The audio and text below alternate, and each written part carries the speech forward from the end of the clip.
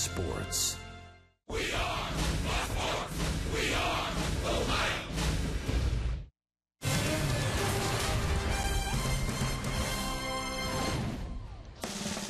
A good one last night for the Redlegs. An early home run in the opening inning by Brandon Phillips off Clayton Kershaw. Had him off and running. And Homer Bailey outpitched the 2013 National League Cy Young Award winner with 7 strong innings. After Parra and Broxton, it was Chapman to nail it down. And the Reds walk away with the 4-3 win. So L.A. in the rearview mirror, and we welcome you to Chase Field in downtown Phoenix, Arizona. It is the first of 4 as the Cincinnati Reds take on the Arizona Diamondbacks. And hi again, everybody. Alongside Chris Welsh and Jim Day, I'm Tom Brenneman. Great to have you with us from downtown Phoenix, Arizona. You look at this Diamondbacks team. They began the year against the Dodgers over in Australia. They were 5-20 after their first 25 games. But since then, Chris, not too bad. Yeah, it's really hard when you dig yourself a hole like that early in the year. I mean, all of a sudden they look around and they're so far back in the standings, they didn't know what to do. They're still 13 games back, but they played a lot better. Their home record, however, is really what is itching at Kirk Gibson right now. They don't have very good starting pitching, and it's one of these things where they're not sure whether they're rebuilding or whether they can still get back in this race. But it's a ball club that can certainly score some runs. And, of course, their offensive charge is led by their first baseman, Paul Goldschmidt. Well, this guy is one of the best players in all of Major League Baseball. You see what he's done this year. He'll lead the team in every one of those categories at the end of the year. You can book it. And he's also one of the guys that you really have to make sure that you know where he's batting.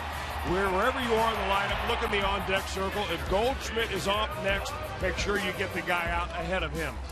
Let's take a look at the pitching matchup to begin this series. Tony Cingrani is trying to right the ship. Just been okay since coming off the disabled list. And meanwhile, for Josh Colmenter, not bad going back in the rotation. Really, 2 similar type pitchers when you look at it. They're fly ball pitchers. They're young guys. Cingrani needs that fastball up around 93, 94. He pitches up in the zone. So does Colmenter, although his fastball is in the high 80s. Different movement, different deliveries from both these guys. We'll get into that. But it's a very interesting matchup of lefty-righty tonight. Well, we're looking forward to kicking it off here at Chase Field in Phoenix. The Reds and the Diamondbacks. When we come back, Todd Frazier continues to expand his role. Jim Day will have more on that when we return.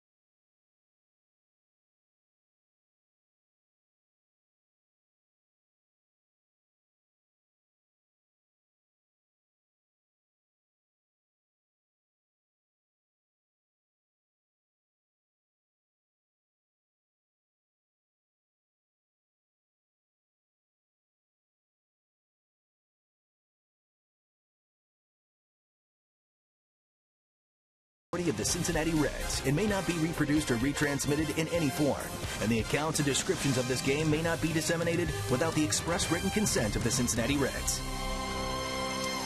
And they just opened the roof here at Chase Field in Phoenix. The first of 4 Reds and Diamondbacks coming up on Fox Sports Ohio. Jim Day with you. We're on the field. Brian Price has tinkered with that lineup many times this season, particularly with Joey Votto on the shelf. And maybe they found a guy hitting second that, well, he's not a prototypical number 2 hole hitter, but it's been working out. Todd Frazier will hit second once again tonight, and his numbers there fairly good. Now, if Billy Hamilton gets on ahead of him, pitchers, well, he drives pitchers crazy, as you know, as you look at Frazier's numbers hitting in the 2 hole. But he gets some rush fastballs, if you will, hitting behind Hamilton when he gets on. But this guy is versatile, he's played all over the lineup, but he says he will not change his approach. Just try to hit the ball hard. If Billy gets on, maybe give him a pitch or 2 to get to second base. Sometimes you lead off too as well, try to get on base, but at the same time, I'm trying to drive the ball and get runs in, and opportunities do come like yesterday, but I had second and third with 2 outs. Unfortunately, didn't get the guys in, but just same old thing. And the Reds hope it's the same old thing as last night. Time to heat up, and we're not talking about the desert. Talk about, how about a winning streak? The Diamondbacks and Reds lineups and first pitch next.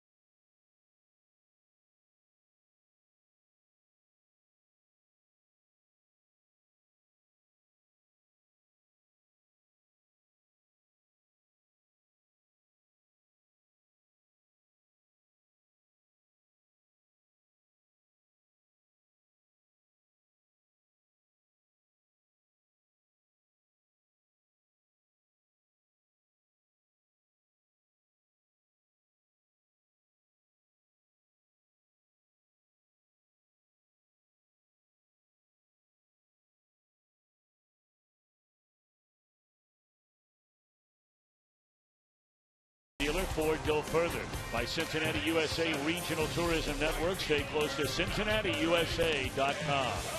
By AT&T, mobilizing your world. And by Skyline Chili, feeling good. It's Skyline time. Well, it is a beautiful night in the desert. Chase Field, formerly known as Bank One Ballpark. The Reds have had good success in this yard. Over the last 6 years, they have won 13 out of 18 games. And Brian Price, of course, who worked here in Arizona as a pitching coach under Bob Melvin and makes his year-round home here. His starting lineup presented by Meyer, Hamilton, Frazier, and Brandon Phillips.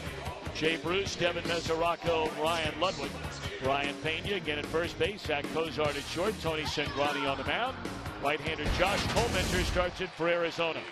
Part reliever, part starter for Colmenter this year. He was all reliever last year, and he led actually the National League in innings pitched by a reliever. Very unusual delivery, as you will see. And Colmenter, not an overpowering fastball, throws the first pitch strike. And this one underway to Billy Hamilton at 245, a home run, 10 runs batted in. Hamilton with 18 stolen bases, and look where the Diamondbacks play on the corners. I don't think we have seen any team play this close to the batter's box. Well, it's part intimidation, and the other part is actually trying to take the bunt away. It was funny, I was talking to the assistant batting coach, Lee Tinsley, tonight about just that. How close does a player have to get before Billy Hamilton figures there's no way I'm going to bunt? Tinsley said, you know what, I don't think they can play close enough. But you're right, this is as tight as we've seen a defense play. Well, the road is open here at Chase Field on this beautiful night for baseball. Of course, you get about another month from now, and it'll be pretty much boarded up. 2-2 to count on Hamilton. And a foul tip into the mitt is strike 3. Take a look at Arizona on defense, presented by your Ford dealers. A.J. Pollock in center field, flanked by Cody Ross and Gerardo Parra. Prado, Owings, Aaron Hill, Paul Goldschmidt along the infield. Tuffy Gosowicz behind the plate, hanging his signs for Colementor.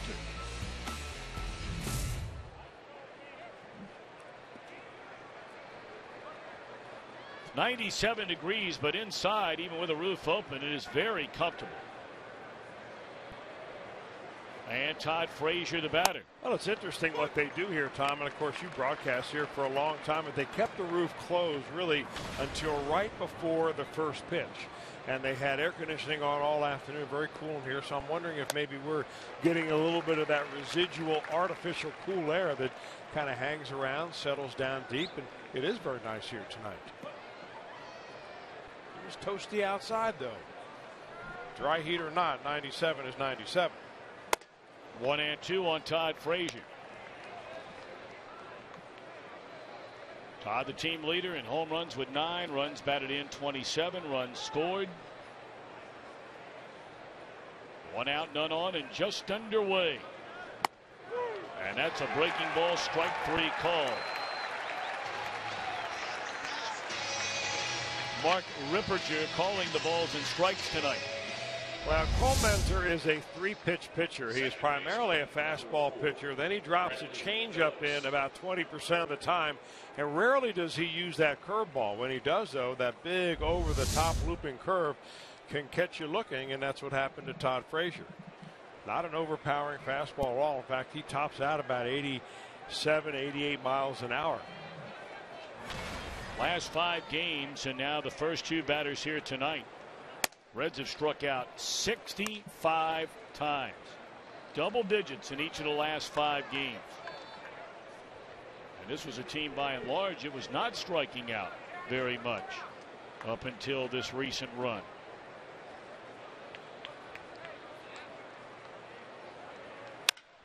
Phillips, a high fly ball into right center field, easy for Pollock, and the Reds are gone in order. Tony Cingrani will try and answer the start of Colementor, scoreless in Arizona.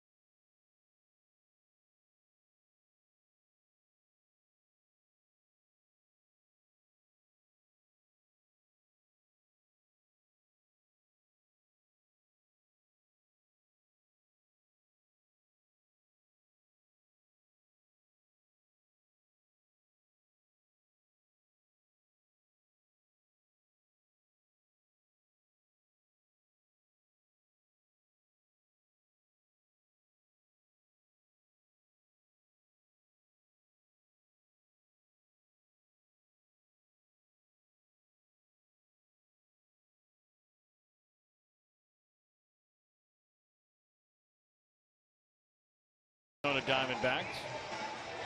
An even .500 record in this his 5th year.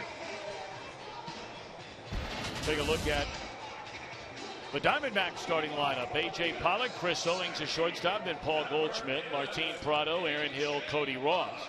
Gerardo Parra in left, Gozowicz behind the plate, and Comenter on the mound. Tony Cingrani will start it for the Redlegs. Tony Cingrani's trying to avoid losing 3 in a row. He got beat by the St. Louis Cardinals his last time out. And that's when he went 6 innings of 4-run baseball. Really hasn't pitched all that badly in either of his last 2 losses. At Philadelphia, he gave up 4 runs in 6 innings, and just like he did last time out, coming back off of a stint on the disabled list where they wanted to rest him a little bit. And you usually can tell early on how Cingrani's going to be with the velocity of his fastball. And along with that velocity, how patient the Diamondbacks might be, not chasing that letter high fastball that's just so hard to get on top of. Swinging a foul ball back out of play. Now the Diamondbacks, we told you about their terrible start overall. Home, road made no difference. But offensively speaking, their first 14 games, they won 2. They were averaging 3.5 runs, and as a club hitting .205 with runners in scoring position. Over their last 10, they are averaging 6 runs per game. And in the last 5 games in this ballpark, they have scored 45 runs.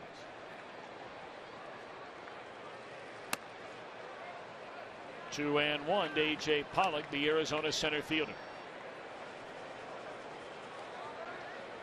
Well, like Billy Hamilton, Pollock is the big prospect in center field for this Arizona franchise. Here's a dribbler foul, and it's 2-2 on Pollock.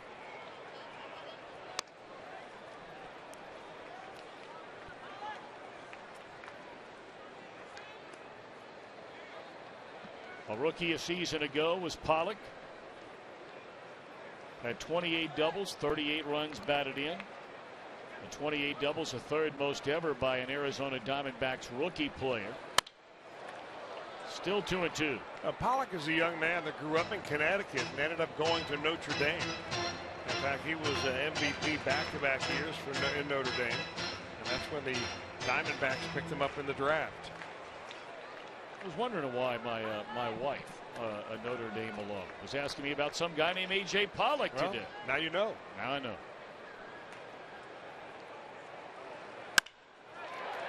That'll find a gap in the left center field. They better get there in a hurry.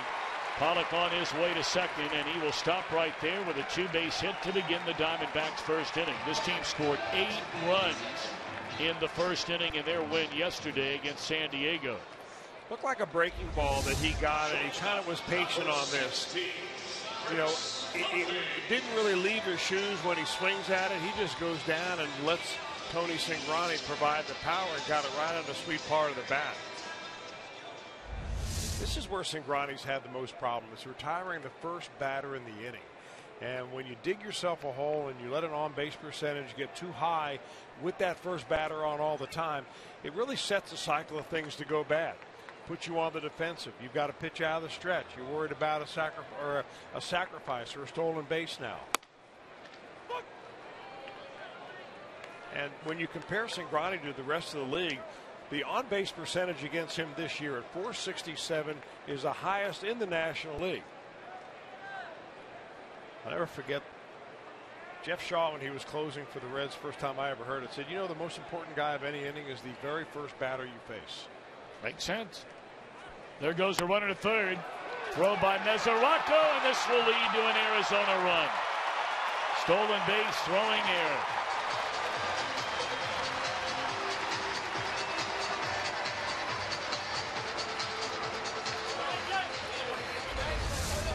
I'm always wondering why more guys don't try to steal third base. With a right-handed hitter up there, it makes it a little bit difficult. The catcher's got to slide out from behind him. But the hardest part of this play is the third baseman getting at the bag at the same time the runner is. And if that throw at all is in the baseline or a little bit off, it goes down the line, you score a run. Of course, guys don't try to run much against Cingrani when they're at first base because he has such a devastating pickoff move. But when they're at second, his delivery to the plate, because of that long frame of his, it takes him a long time to get it there. Yeah, you're right. And left-handers, for some reason, seem particularly vulnerable to guys stealing third.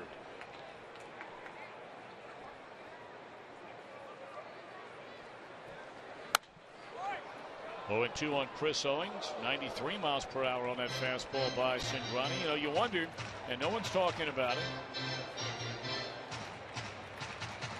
but you wonder the way Alfredo Simon has pitched in the starting rotation. Matt Latos, as many of you know, has been on the DL all year long, recovering from right elbow and left knee surgeries. Made a rehab start, scheduled for another tomorrow. Owings went around and he's gone on strikes, one away in the inning. So Latos conceivably is right around 11 or 12 days from coming back. When he comes back, somebody in the rotation is out. It's not Leake, not Bailey, it's not Cueto. So that leaves Alfredo Simon or Tony Cingrani. Now you weigh that out as to who will help the bullpen, number one, and who deserves to be in the starting rotation. I mean, as far as helping the team win. At this point, it's not about personalities or who you like or anything else. You're looking for wins. And I'm sure that they're talking that back and forth right now. Although lately, Alfredo Simon has sprung a leak or two. Cingrani hasn't been the same guy this year consistently as he was last year.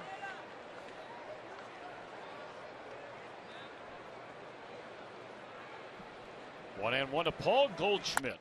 Swinging a foul ball back out of play. Goldschmidt, just the monster season a year ago. Second in the National League most valuable player voting. 36 doubles, 36 home runs, 125 runs batted in. 125 of them. 2-2 now on Goldschmidt.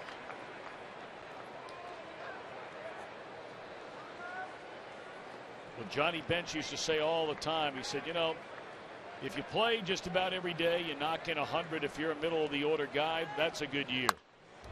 He said, you want to talk about the big fellas that are really getting it done, or the guys playing 148, 150 games that are knocking in 125.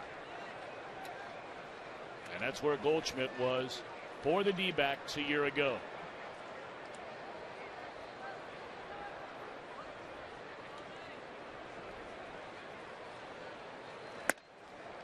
(3-2). Well, I mean, that's where he was a year ago. This year he's picked up pretty much where he left off. He's third in the league. He trails by 12 behind Giancarlo Stanton.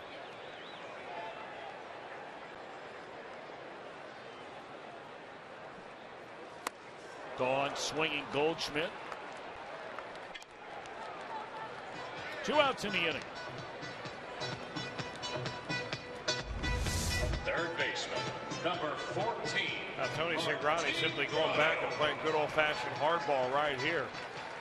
Not going to give Goldschmidt the benefit of the doubt and maybe getting beat by Goldschmidt with one of his second or third best pitches.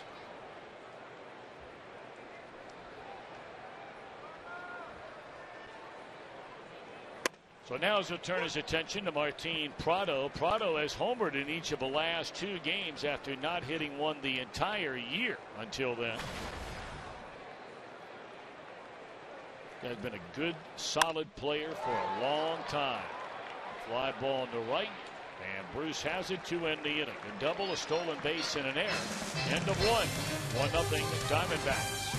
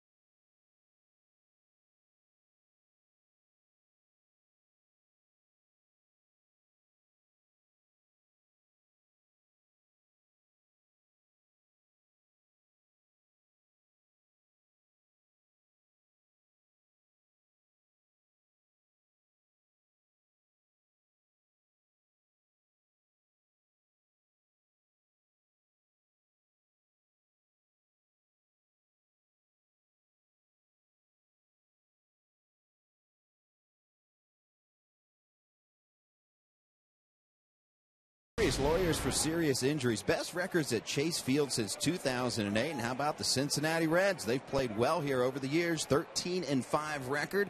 And look at the National League Central. Top 3 in this ballpark as Jay Bruce steps in. Tom Berneman. Already Jay Bruce, a line drive on the first pitch to begin this second inning, and that is a loud out off the bat of Jay. That's the hardest hit ball he's had since coming off the DL. Still trying to find his swing, Jay Bruce is. And, he's batting average. He's suffering, obviously. They're looking for production out of him. They're batting him in the number 4 spot. But, you got to keep working at it. And you talk to the coaches on this Red staff, and they are convinced that he will eventually get it right and go through one of those stretches where he will carry the ball club. 4 in a row retired by Josh Colmenter, the Arizona starter here tonight. Diamondbacks with that 1-0 lead, and it's ball 1 low to catcher Devin Mesoraco. Tonight and tomorrow night with Bronson Arroyo on the mound, the Reds are going to face 2 of the slower throwing pitchers in the National League. But the whole idea is not to light up the radar gun, it's simply to get batters out. Colmenter's been able to do that, especially against right-handed hitters. Well, 3 pitches to get 2 outs here in this top half of the second inning, and that'll bring up left fielder Ryan Ludwig.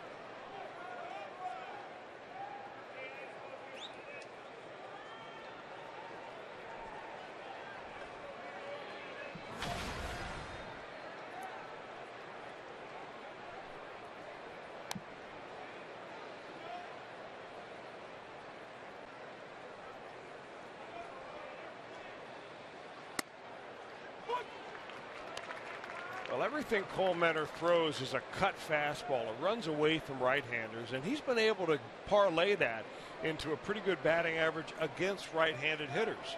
Even though he's given up 7 home runs, it's kind of like a hanging slider. In fact, if you look at the website that tracks the FX information, that's what every Major League Park has in there to give you radar gun readings and bat speeds and so on. They don't even have Colmenter down as throwing a fastball. His main pitch is a cutter, his second pitch is a changeup, and his third is a curveball. It's the only pitcher I've ever come across that doesn't throw a fastball. Although that looked like one right there. 1-2 to Ryan Ludwig. We were just handed a note a moment ago. The Toronto Blue Jays are still playing in front of Kansas City in the 9th inning, 6-5. Edwin Encarnacion has hit 2 home runs in that game. He has 16 in the month of May, which ties an all-time record for any month in any season by any player. 16 of them. He shares it with Mickey Mantle. Amazing. Amazing the fact that he did what he did in Cincinnati and then went to Toronto and essentially fell all over himself. They sent him down to the minor leagues, put him up there to be open to waiver wire.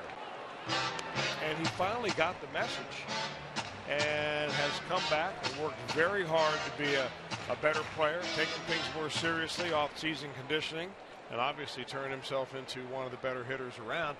Jose Bautista has had a lot to do with his reemergence as a solid major league hitter.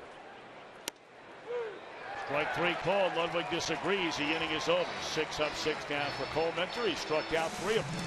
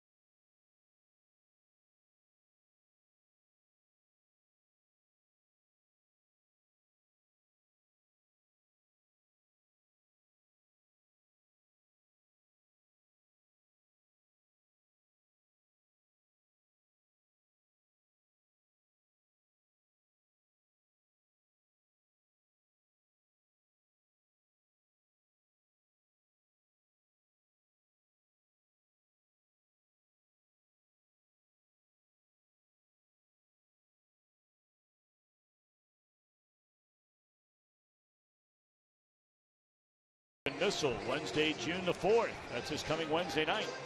The first 25,000 fans receive an Aroldis Chapman bobblehead thanks to Coca-Cola. For tickets, and it's an extended homestand coming up. Giants, Phillies, Dodgers rolling in, 381 REDS. Visit select Kroger locations or log on to Reds.com. Arizona, a 1-0 lead as the Diamondbacks come to the plate here in the last of the second inning. That ball ripped into left field off the bat of Aaron Hill. Ludwig over to cut it off, and he will hold Hill to a leadoff single. Hill has not spent any time on the DL, but he's been nicked up pretty much all season long. This guy's a good offensive player. He was the best player a couple of years ago, Aaron Hill was. He just goes down to get a slider again by Tony Cingrani and rips that ball in the left field. Hill now 32 years old. And again, you talked about the first batter in an inning. You know, it gets you to the point where you're thinking, well, here we go again. And Cingrani's really not that much of a ground ball pitcher where he has a ground ball double play in his mind all the time. If you're Mike Leake, you're thinking, well, no big deal. I'm going to turn 2 here. But Cingrani's best fastball is up around the letters, and that's not one you get a lot of grounders from.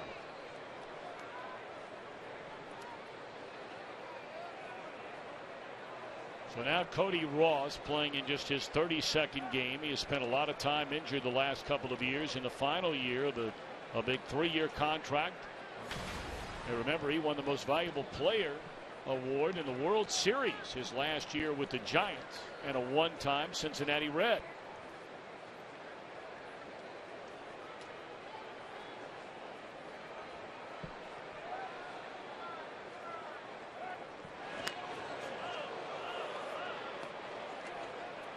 Ross broke in with Detroit, only 6 games there, went to the Dodgers for a total of 20 games, then came to the Reds in 2006, got 5 at-bats. You know, and one of those at-bats, his last at-bat with the Reds, he swung and missed on a pitch and came up with a broken finger. At least that's what the Reds said at the time, put him on the disabled list, and as soon as he was able to come off that list, that's when they moved him. I think in a deal that sent him to the Florida Marlins. For left-handed pitcher Ben Kozlowski. And I asked him later about that. He goes, oh, you know, it's one of those things where I didn't really break my finger, but they wanted me to go on the disabled list. They wanted to help me out by dealing me, but they needed some time. So I agreed to go on the DL. Well, he found himself in Florida where he got a chance to play on some bad Marlin teams. He went there, hit 11 home runs. Following year, hit 12 home runs, but hit .335. Then the next 2 years, 22 home runs, 73 batted in. 24 home runs, 90 runs batted in. Was traded to the Giants during the stretch run in 2010. Giants actually got him off waivers in 2010. And he was a big part of that San Francisco Giants team that won the World Series in 2010. He came up with some huge hits down their stretch and in the postseason. In that LCS, you may remember, against Philadelphia, it was after the Phillies eliminated the Reds in the division series. 3 home runs and 5 runs batted in. Hit another home run in the World Series.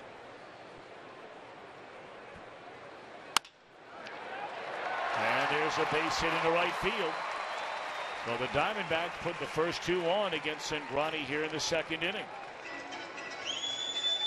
That's a pretty good bit of hitting right there by Cody Ross, making an adjustment with 2 strikes. You saw the big wild swing he had early in the count. Mesoraco wants that ball in. It gets out over the plate. And with Brandon Phillips playing in double play depth closer to the bag at second base, it opens the right side of the infield. And I misspoke just to clarify. I think I may have said Ross was the World Series MVP. He was the NLCS MVP, so I beg your pardon.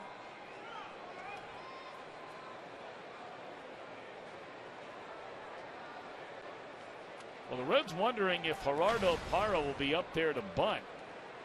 Well, that would be quite a surprise with the very light hitting catcher waiting on deck and then the pitcher spot, but who knows?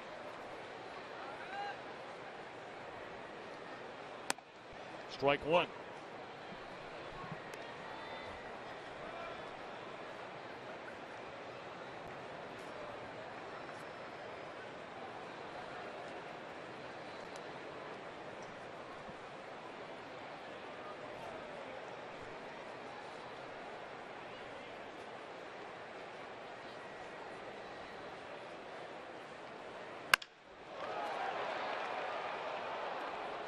Cingrani ahead at no balls, 2 strikes.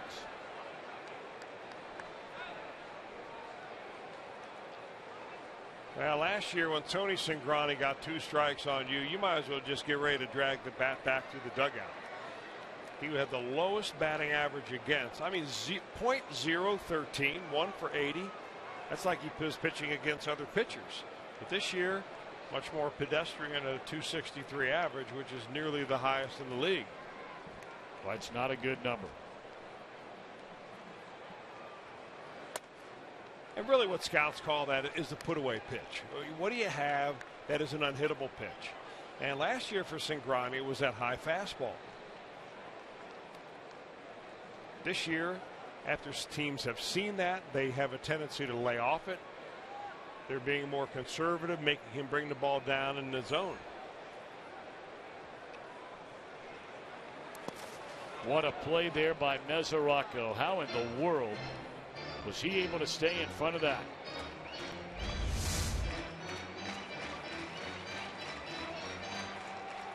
Oh. I mean, you can't do it any better than that. You move your whole body, you tilt your body forward, you get your glove down there, and as it turns out, the ball found his glove, but you don't catch that ball if you don't get your body over there. They were telling us that Yasmani Grandal, the former Reds farmhand, catcher for San Diego, had about 25 of those sorts of pitches delivered his way in that Arizona rout of the Padres yesterday. Said it was, your heart was bleeding for Grandal. It was so bad. Your heart was bleeding for him, and his knees were bleeding from sliding along that dirt behind home. Probably wore out 2 sets of shin guards.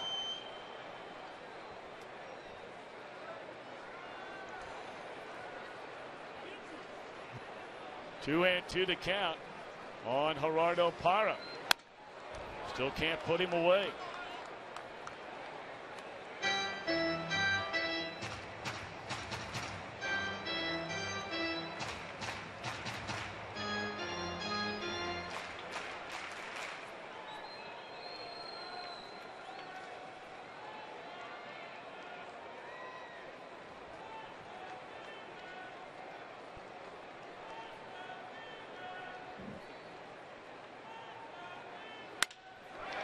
Liner for out number 1.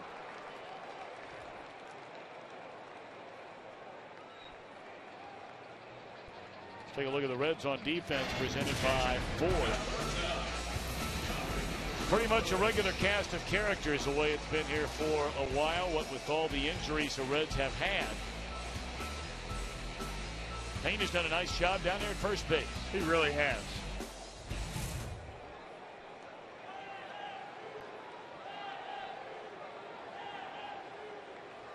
I mean, he's got to be loving the playing time he's getting. Probably had no idea at all. In fact, nobody around this organization could have ever foreseen the amount of time he's getting to play at first base this year.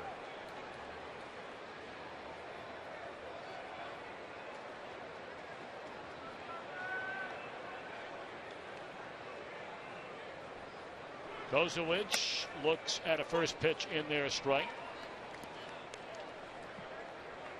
Young man grew up here locally and bounced around the minor leagues.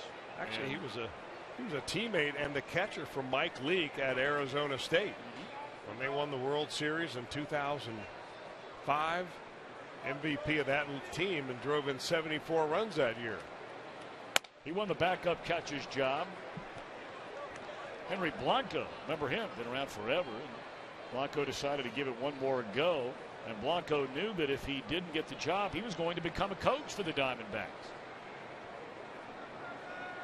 That's kind of like a Corky Miller scenario right there.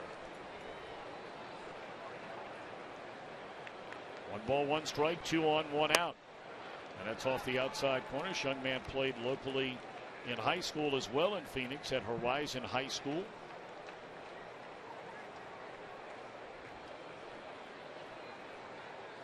James Benjamin Tuffy. How about that? That's probably your nickname growing up there. Oh, yeah. In the wilds of Anderson. Good chance of that. 2-1 delivery. Up and away, ball 3. Actually, the story behind Tuffy's nickname is that his dad gave it to him when he was just a toddler. That he was just so destructive as a kid. I mean, he tore up his crib and his play toys. He'd fall down the steps and come out swinging.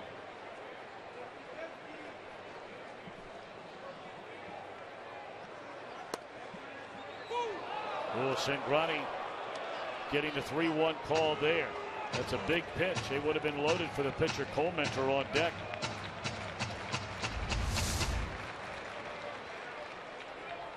Strike all the way.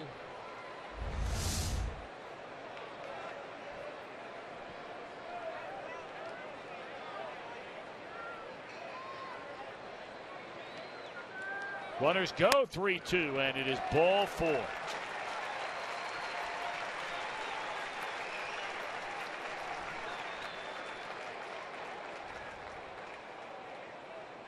Well, you want the number 8 hitter in the lineup with first and second and only 1 out in the inning. And Jeff Pico comes trotting out there to try and get Cingrani refocused with the bases loaded.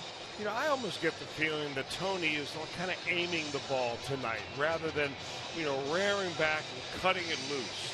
And by aiming the ball, you get yourself out of your normal delivery. You don't have much movement on the ball. You end up holding on to your breaking ball too long because you're worried about hanging it, so you end up bouncing it in the dirt. I mean, when you've gone through a tough spell, the toughest thing for a pitcher to do is to go out there and be aggressive and go right after the hitters, and that's where Cingrani is right now. He has thrown 20 pitches now in each of the first 2 innings. Diamondbacks have him loaded for the pitcher Colementor. 1 hit and 16 at bats. And there's strike 1.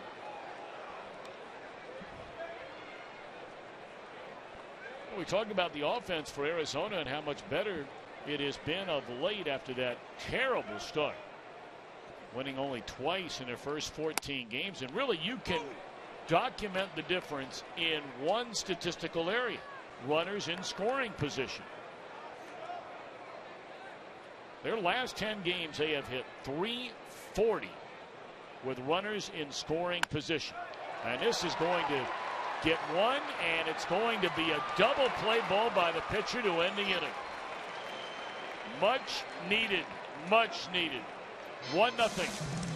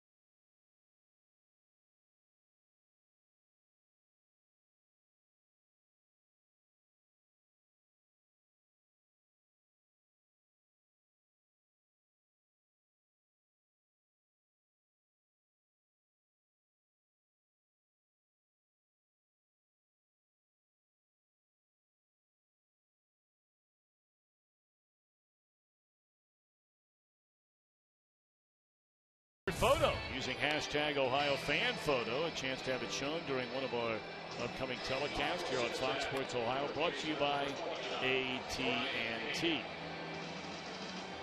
We're at Chase Field in downtown Phoenix, Arizona. Roof wide open. Beautiful night for baseball. Diamondbacks out to a 1-0 lead. Got a leadoff double by A.J. Pollock in the first inning. Stole third, and the subsequent throw got by Todd Frazier. Throwing error charged to Devin Mesoraco, and that's the only one of the game. And as it turns out, because Cingrani went back-to-back strikeouts with Owings and then Goldschmidt, and then got Prado on a fly ball, that run that the Diamondbacks scored in the bottom of the first is an unearned run.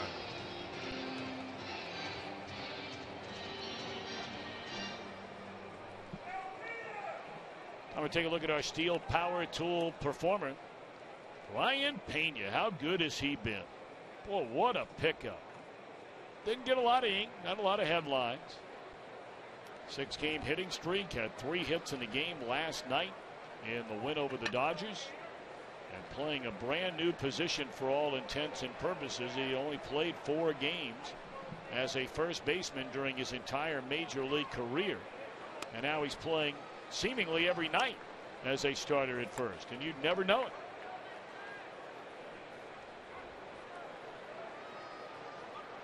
This one only one of 4 games being played in the National League. As that one is scalded into right field, it'll go to the wall. And Pena with a hitting streak of now 7 consecutive games. Boy, you gotta love the way he just lets it rip. Talking to him before the ball game today down around the batting cage, and he said, you know, early in the count, I use my strength. I just rip it as hard as I can. Later in the count, when he gets 2 strikes on him, he uses the pitcher's strength and lets the pitcher supply the power and really makes his swing smaller, his approach a little bit smaller. But that one was all Pena. Now Cozart, and look how far off the first base bag and the first base line Goldschmidt plays with Cozart at the plate. Yeah, the only other first baseman we see normally play that far off the bag is Joey Votto. And obviously the defensive charts will tell you that's why he's doing it, because Cozart doesn't hit the ball on the ground down the right field line.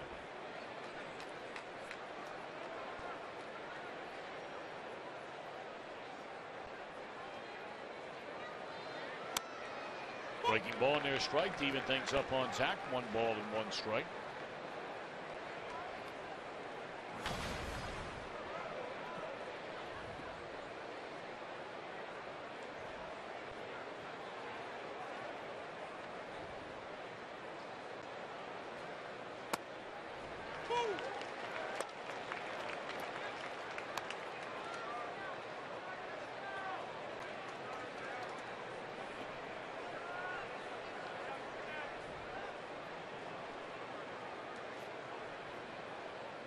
One and 2 on Zach Cozart.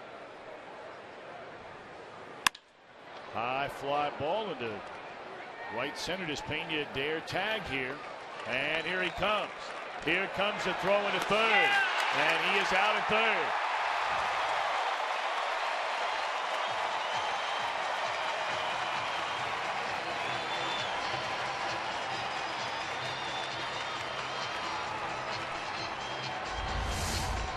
Well, Pena challenged Yasiel Puig yesterday on a ball that he hit down the right field line.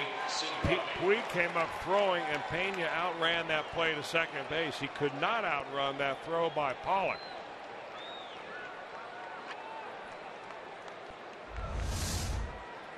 So just like that, a leadoff double, nobody out.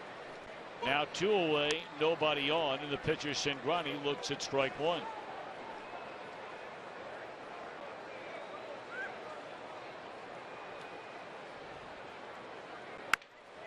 Cingrani trying to bunt his way on for a hit, and he is thrown out by Hill, and the inning is over. 1-0 Arizona after 2.5.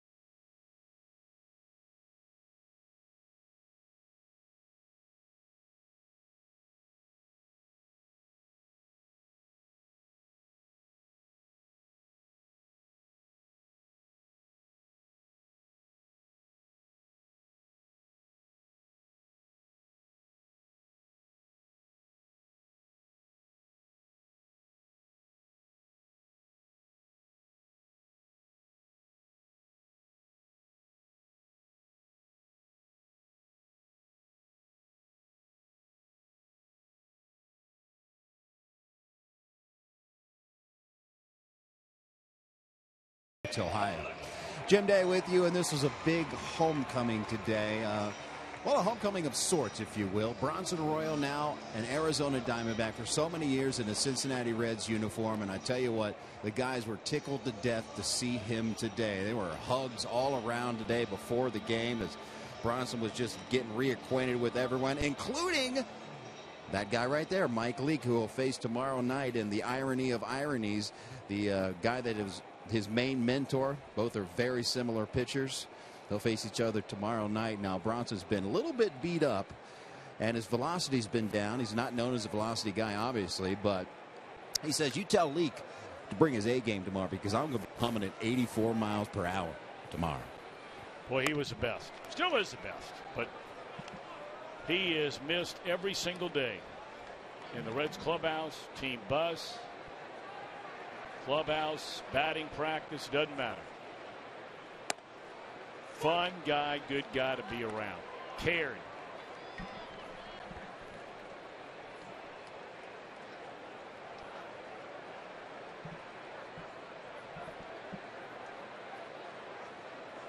Well, you talk to the Diamondbacks people about what Arroyo has done, and he was injured early in the year. You know, he's had a number of different little things, nagging things get after him. He had a bad back. He caught a virus. He got, you know, this and that going on. Recently, he's pitching really well. But what he's done has been a mentor to the pitchers on this staff, just like he was with the Reds. And talking to Bob Brenly before the game, you know, and he made great points. One thing hearing these things from your pitching coach, but it's a different thing hearing it during the game from a pitcher that has been around as long as Arroyo has. So say you have a bad game and you're sitting there next to Arroyo watching the next game, and he's saying, hey, you know, I watched you last night and you did this in this situation. Maybe next time you ought to think about doing this. And I'll tell you, the guy really carried a lot of different torches for the Reds.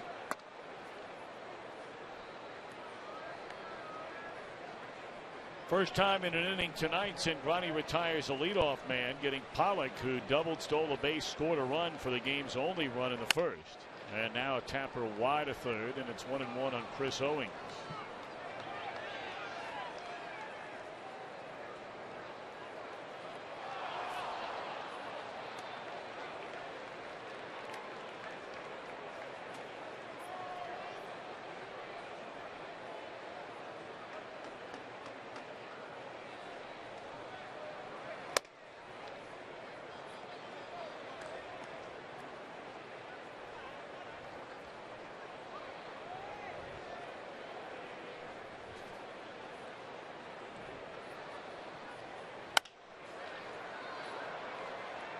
Got off on a play to the first base side, and it's 2 balls and 2 strikes.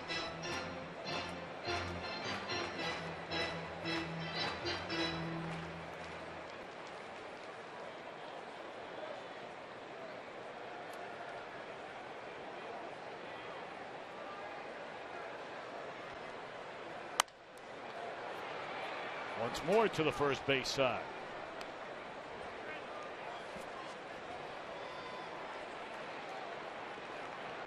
Well, this is where Tony Cingrani's got to get off the mat and tell himself, you know, I am going to retire this guy. I'm not going to allow the Diamondbacks to get the lead runner on in this inning.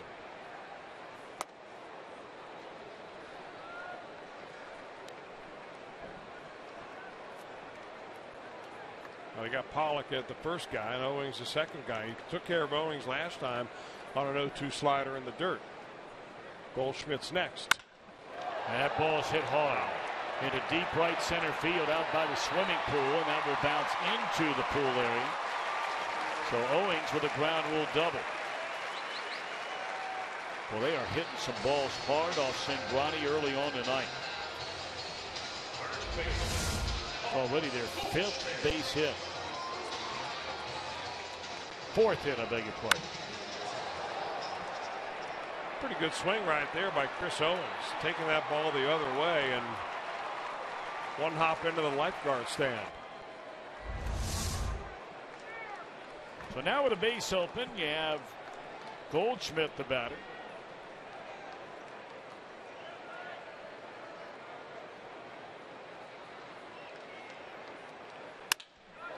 There's another hard hit ball. Short hop. That's a nice play by Cozart for the second out of the inning.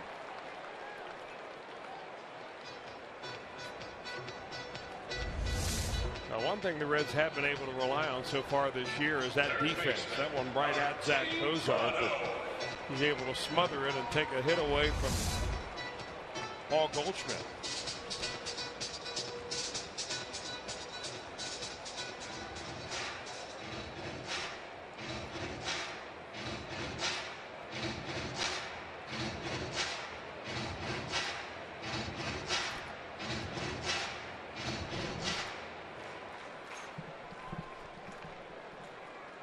So 2 away in the inning, runner at second base, and it's a 1-0 Arizona lead. And here's Prado. He flied out to right field his first time up. Ball 1 away.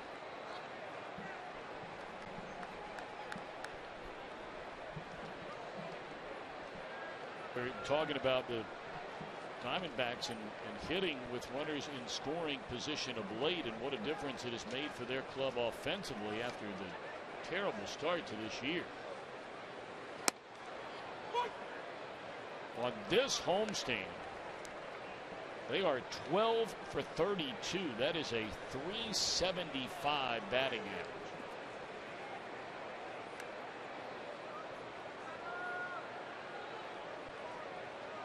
But you wonder if that has anything to do. Now, the natural answer would be no, not a chance, doesn't have anything to do with it, so on and so forth. There's a ground ball to short, but we'll talk more about this question when we come back. And that is, since naming Tony La Russa as the head of baseball operations, or there's some people starting to focus and grind a little bit. The Arizona Diamondbacks.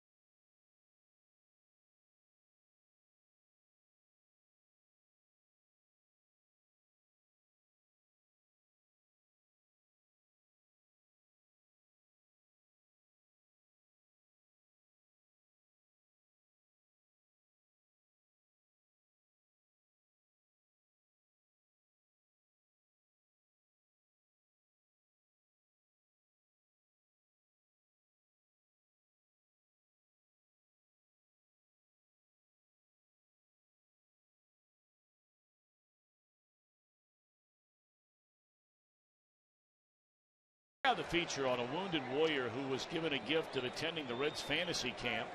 Zach Jackson has a profile on Masters champ Bubba Watson. He's in Columbus playing the Memorial this weekend. All that and so much more at FoxSportsOhio.com. Brought to you by 1-800-SAFE Auto. Drive safe, spend less. Top of the order. Reds down 1-0 as they bat here in the top of the 4th inning. Reds have just one hit. That was a leadoff double by Brian Pena in the 3rd. Hamilton struck out his only time up. A ball and a strike to Billy. Reds at 22 up, 28 down. The Milwaukee Brewers are off tonight. The Cardinals in second place in the NL Central, 2.5 back, leading the Giants in the opener of that series 4-3. That's a good 4-game weekend series. Giants in St. Louis. Hamilton slaps it foul and out of play. And the Dodgers are playing the Pirates. LA in front 1-0 at the end of an inning.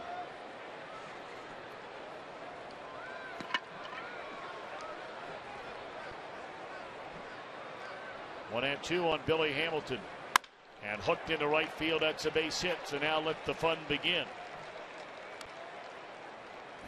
Fun unless you're the pitcher, Josh Colementor, or the catcher, Tuffy Goschwich. Third baseman, Tom Frazier. Because when Billy Hamilton gets on base, he's the kind of guy that just drives you mad. And he finally got his bat up there on that high pitch. Colementor the entire at bat. In fact, he's been doing this just about everybody.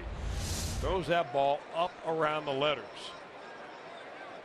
The Diamondbacks, as a team, have not been good at all in throwing out runners. In fact, they've allowed 31 stolen bases and 35 tries. Colementor has allowed 3, none throw them out.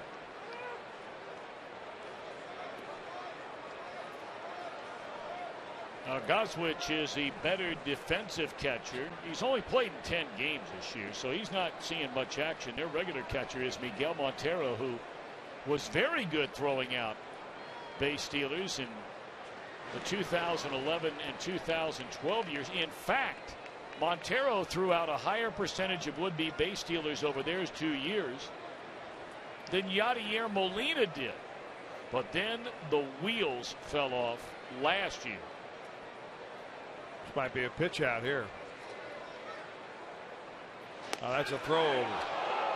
It almost looked like Hamilton's body stuck in that still damp infield dirt trying to get back to the first base bag. That's a pretty good sequence of throwovers by Colementor. The first one was just a lob toss, and the second one was his A move, thinking that he would get Billy maybe out of his timing a little bit. And that was very close at first base. I don't know what's going on with Kirk Gibson, but he's coming out now to visit with the first base umpire, Gary Cederstrom. Probably tell him, hey, is he allowed to leave the bag before the ball crosses the plate? You play by that Little League rule, don't you, Tom? Or in the league that you coach in, you're allowed to have all the lead you want.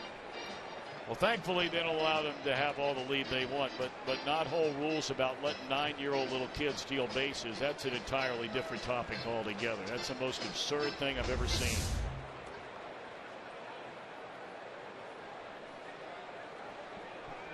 Well, you know, if Goldschmidt was able to slap that tag on there when he first got the ball, he would have had him picked. That's the advantage of having a left-handed throwing first baseman. A little shorter lead now. He's worked on him pretty well.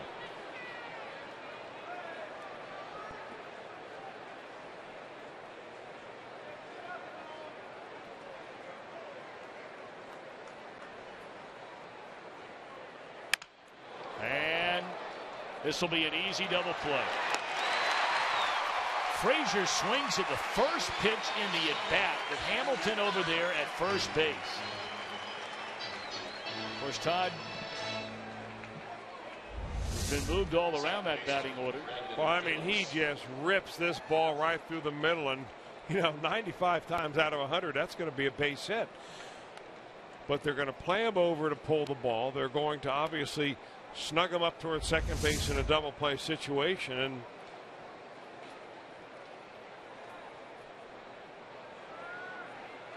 not a lot of sorrow feeling down there. I mean, Goldschmidt hit a ball right on the button, right to the shortstop, Zach Cozart. Frazier hits one on the button. It's a double play ball. It's a big old hang with him. What you're saying, though, is that maybe he should have let Billy Hamilton have a pitch or two. And that's the reason why you see Todd in the number 2 hole, to have somebody there a little bit patient to let Hamilton do his work. And I agree.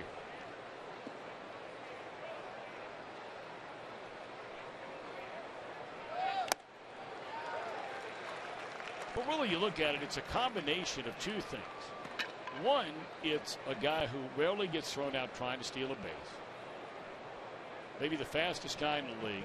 And not only fast, a very good base stealer. But your best RBI guy is behind him.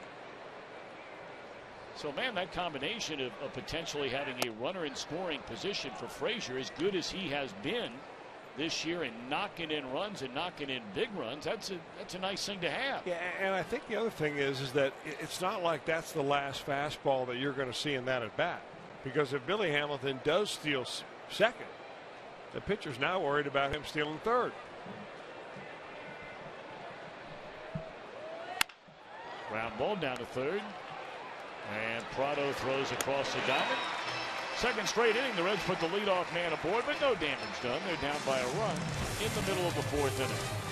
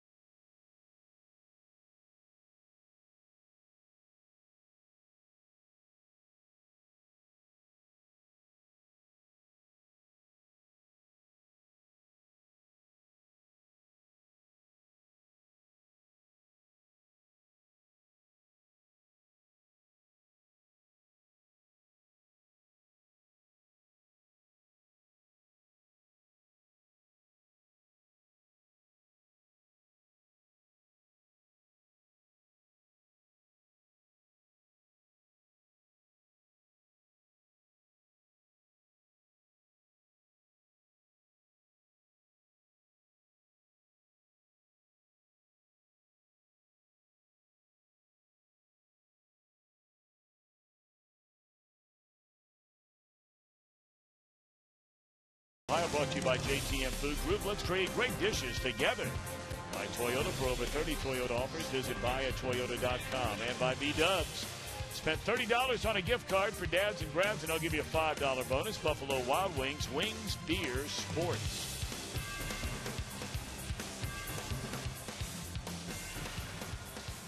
A little Reds fan right there.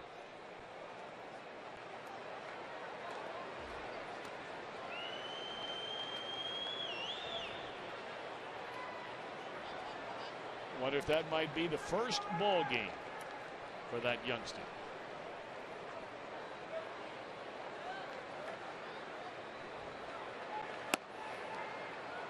I get the feeling it will not be the last.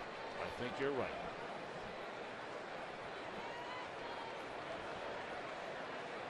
Ball one to Aaron Hill.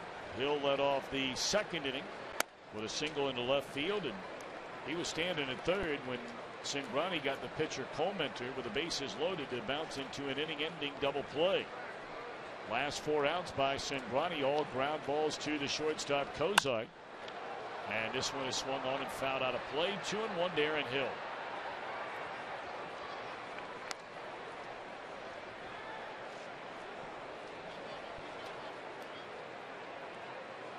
Hill 32 years young.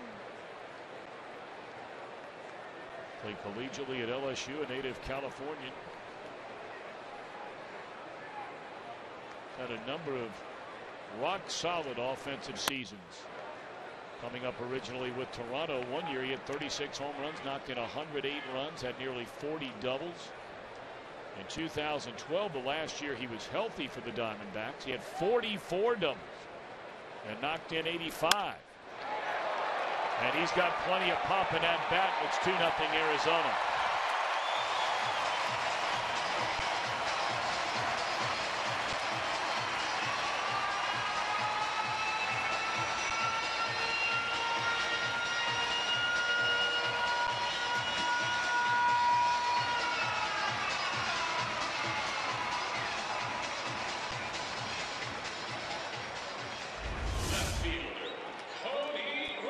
This is a fastball down and in on a 3-1 count. He got a hit on a slider the first time up, so he's thinking this time Cingrani will go with the heat.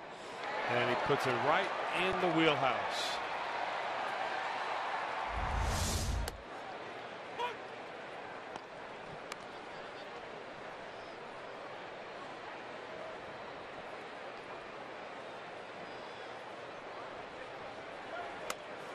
Swing and a miss by Cody Ross. He singled into right field his first time up.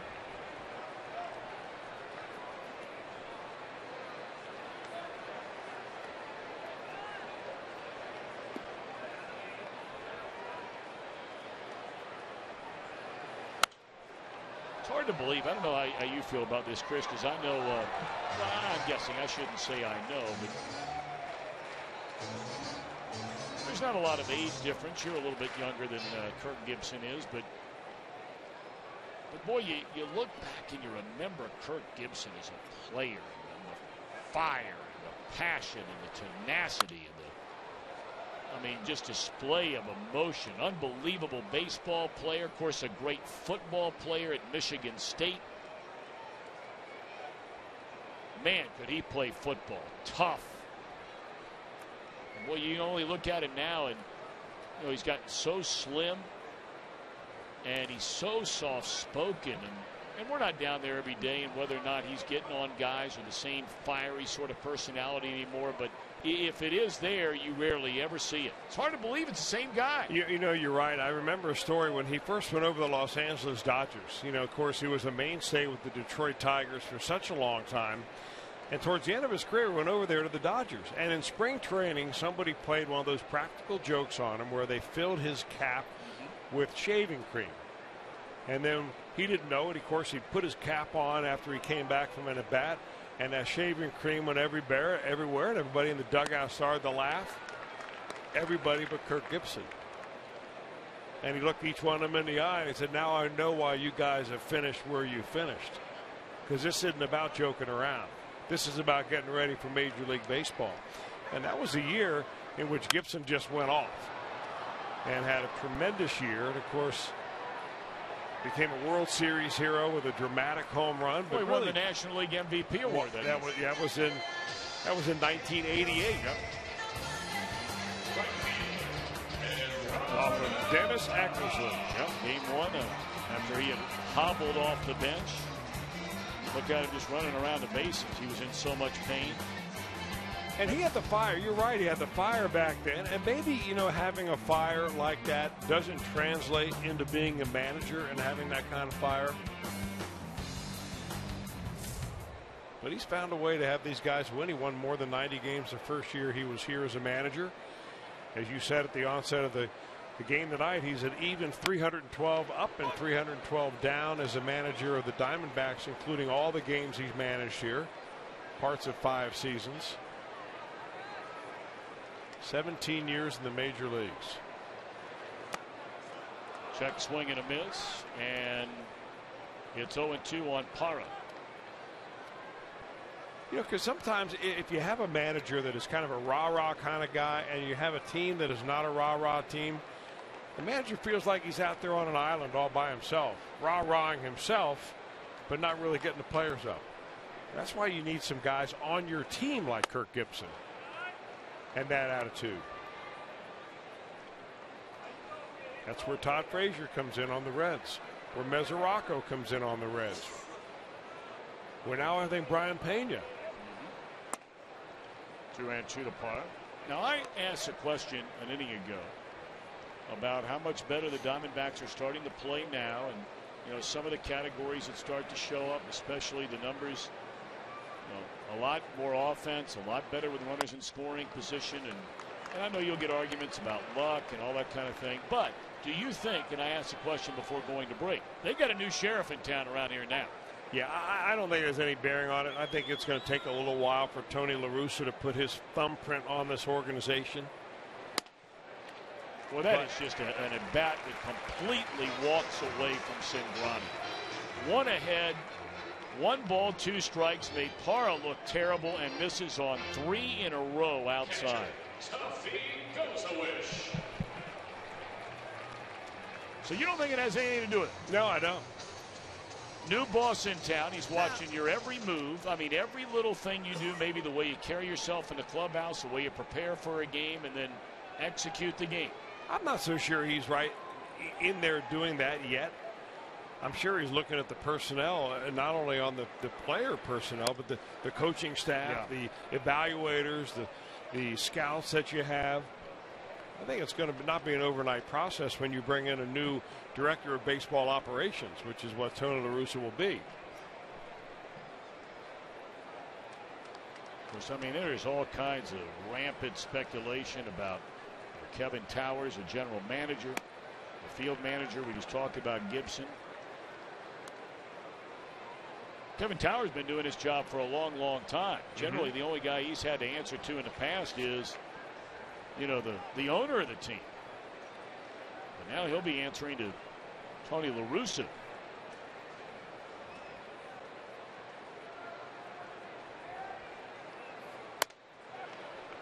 Oh, by the way, I'm older and not younger than the aforementioned. See, I wasn't Kirk Gibson. joking around. I'm surprised by that. You look considerably younger than Kirk Gibson. Well, you know, I think that managing a major league club can wear on you a little bit. Yes.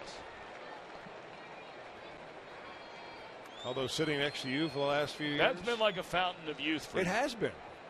I feel the years just slipping off. They are slipping off. And away. In there, a strike, 3-1 to Goswitch. Pitcher due up next.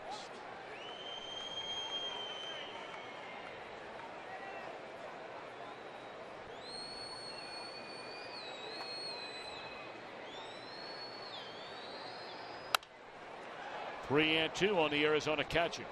2 walks in the game for Tony. 2 runs allowed. He's given up 5 base hits. And has only struck out 2. Say only. Cinguani was averaging far more than a strikeout per inning in his rookie year. 104 innings pitched, 120 strikeouts. Well, you know, we've really seen, in my estimation anyway, a pretty good change in his repertoire and how he's using his pitches. He's throwing approximately 50% more changeups this year and 50% more sliders. So last year he was primarily a fastball pitcher, but he's dropped that by about 10%. So you got to fill that 10% in with other pitches.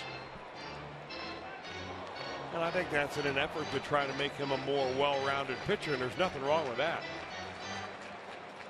But the bottom line is, you got to get these guys out, and it doesn't matter how you do it at the end of the day. But he is a competitor.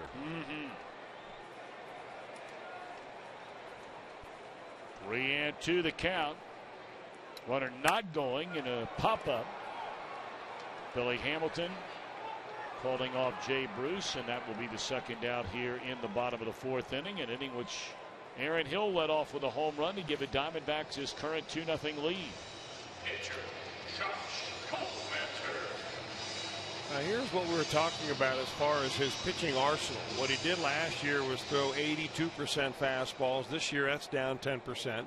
So where does he make it up? He makes it up in throwing more changeups this year and more sliders, and he's pretty much canned that curveball.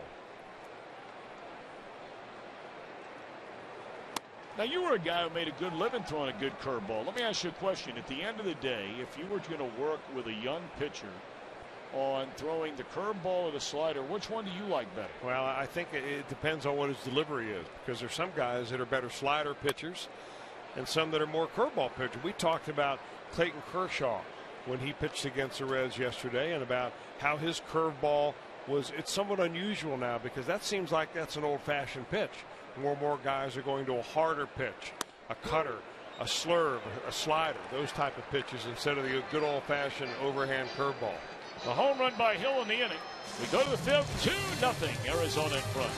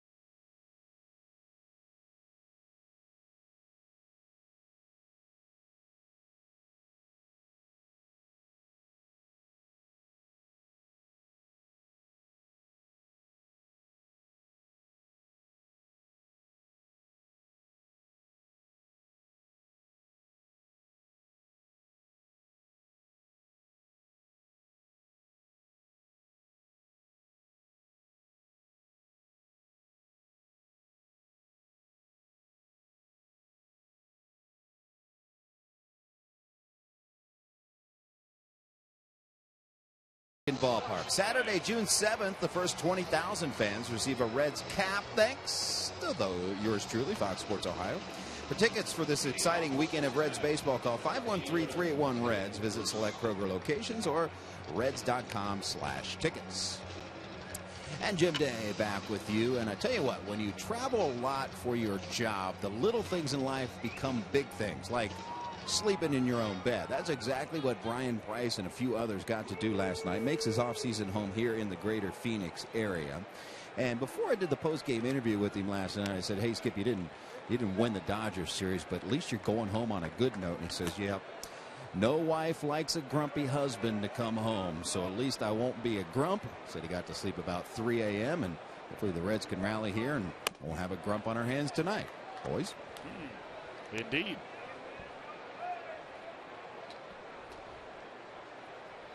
Brian and his wife Judy have lived here for a long, long time. They have one child, a daughter, Amber. Well, they're a very pleasant couple.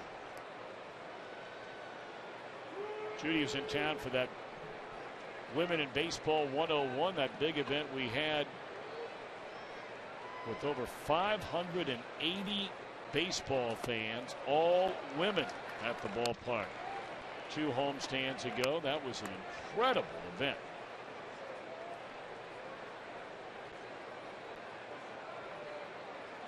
Jay Bruce lined out to right field his first time up. Reds have 2 hits. And those hits have come in each of the last 2 innings, leading off the inning. They got the double by Pena. He was thrown out trying to advance on a fly ball to center field by A.J. Pollock. And then the single by Billy Hamilton. The following batter, Frazier, bounced into a double play.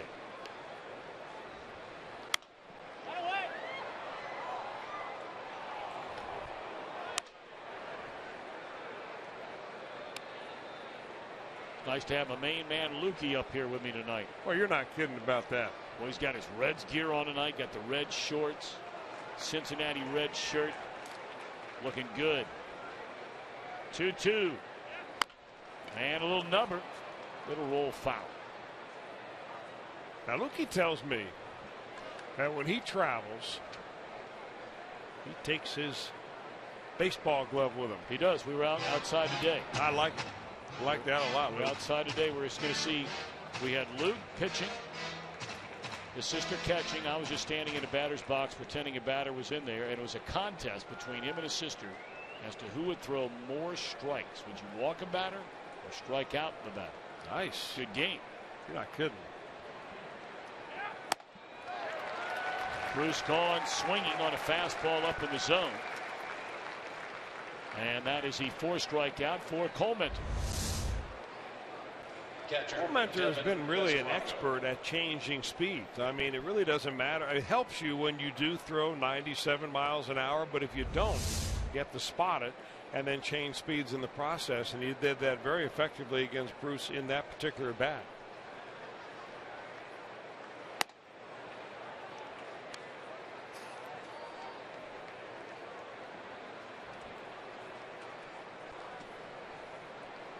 Devin Mesoraco with a count of 1-0.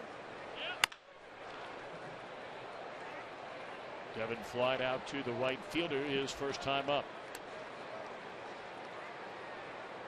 Night time nearly with a full grip here at nearly 8 o'clock Mountain Standard Time. They do not change time during daylight savings time, either in the spring or the fall. So right now they're basically operating on the same time as those along the West Coast. Nearly 11 o'clock back on the home front.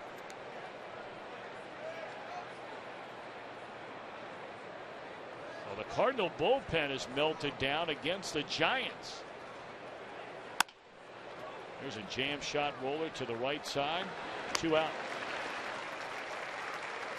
As always, a reminder, we'll be looking forward to our Miller Time moment. That'll be coming up later tonight, brought to you by Miller Lite.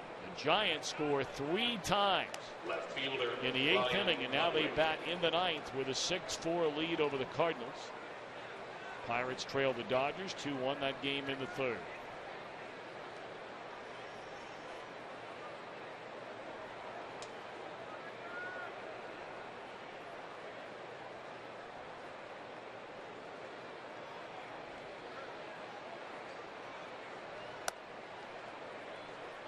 Ryan Ludwig looked at strike 3. A pitch he still disagrees with, his first time up.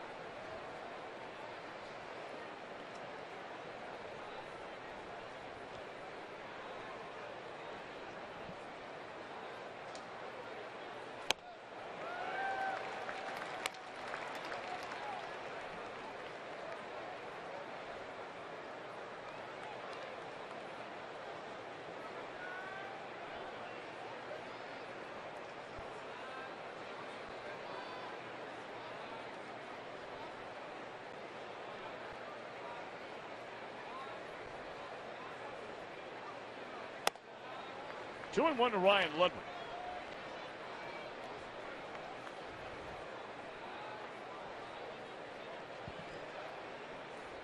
Reds hoping that Pena will have a chance to bat here in the top half of this 5th inning.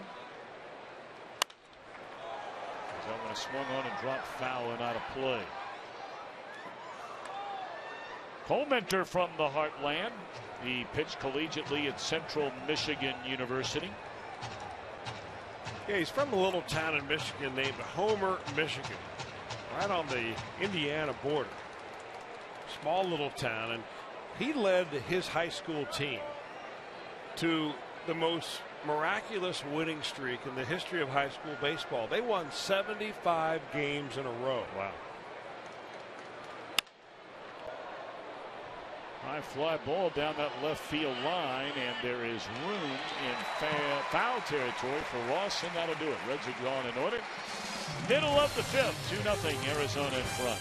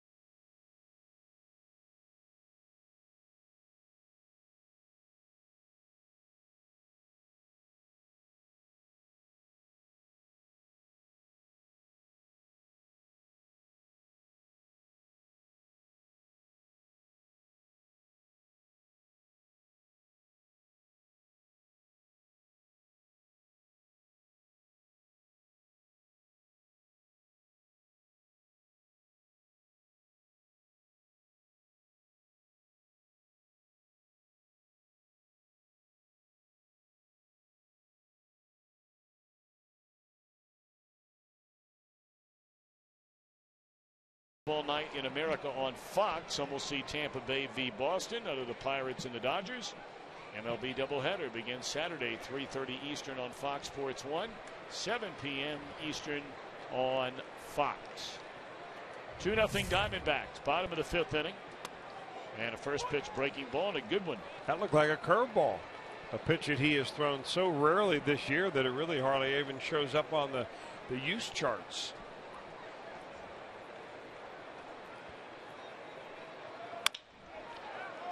Good pickup by Frazier to the glove side on the short hop, and Pollock thrown out. You know, I should clarify my answer, Tommy. You asked me if you were going to teach a breaking pitch to a young pitcher, would you teach a curveball or a slider? And without a doubt, if I'm teaching it to a young pitcher who's not a professional pitcher, I teach him a curveball. Because a curveball has been shown to be less stress on the arm, especially the elbow. It's more of a spin pitch rather than a speed pitch. So you don't throw it with the all-out effort that you do a slider. And that's really where all the injuries come from. And that's been confirmed a lot through some, different research done by orthopedic groups. And in fact, Dr. James Andrews has just recently come out with essentially a statement paper on Tommy John surgeries and the reasons why, and some of the reasons that, or some of the things that you can do growing up to prevent yourself from needing Tommy John surgery. That's a very good point. So a lot of those coaches out there, high school, amateur, whatever it may be, not hold, keep that in mind.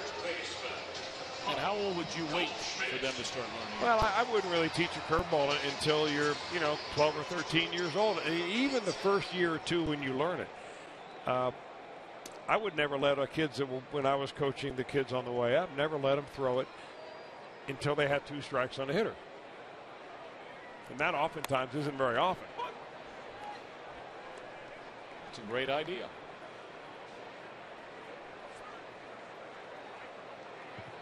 Here's Goldie, they called him. And there's a fly ball into right center. Boy, that ball carries all the way to the warning track. 1, 2, 3, 4. Cinrani, just a 7-pitch inning. Reds need some offense.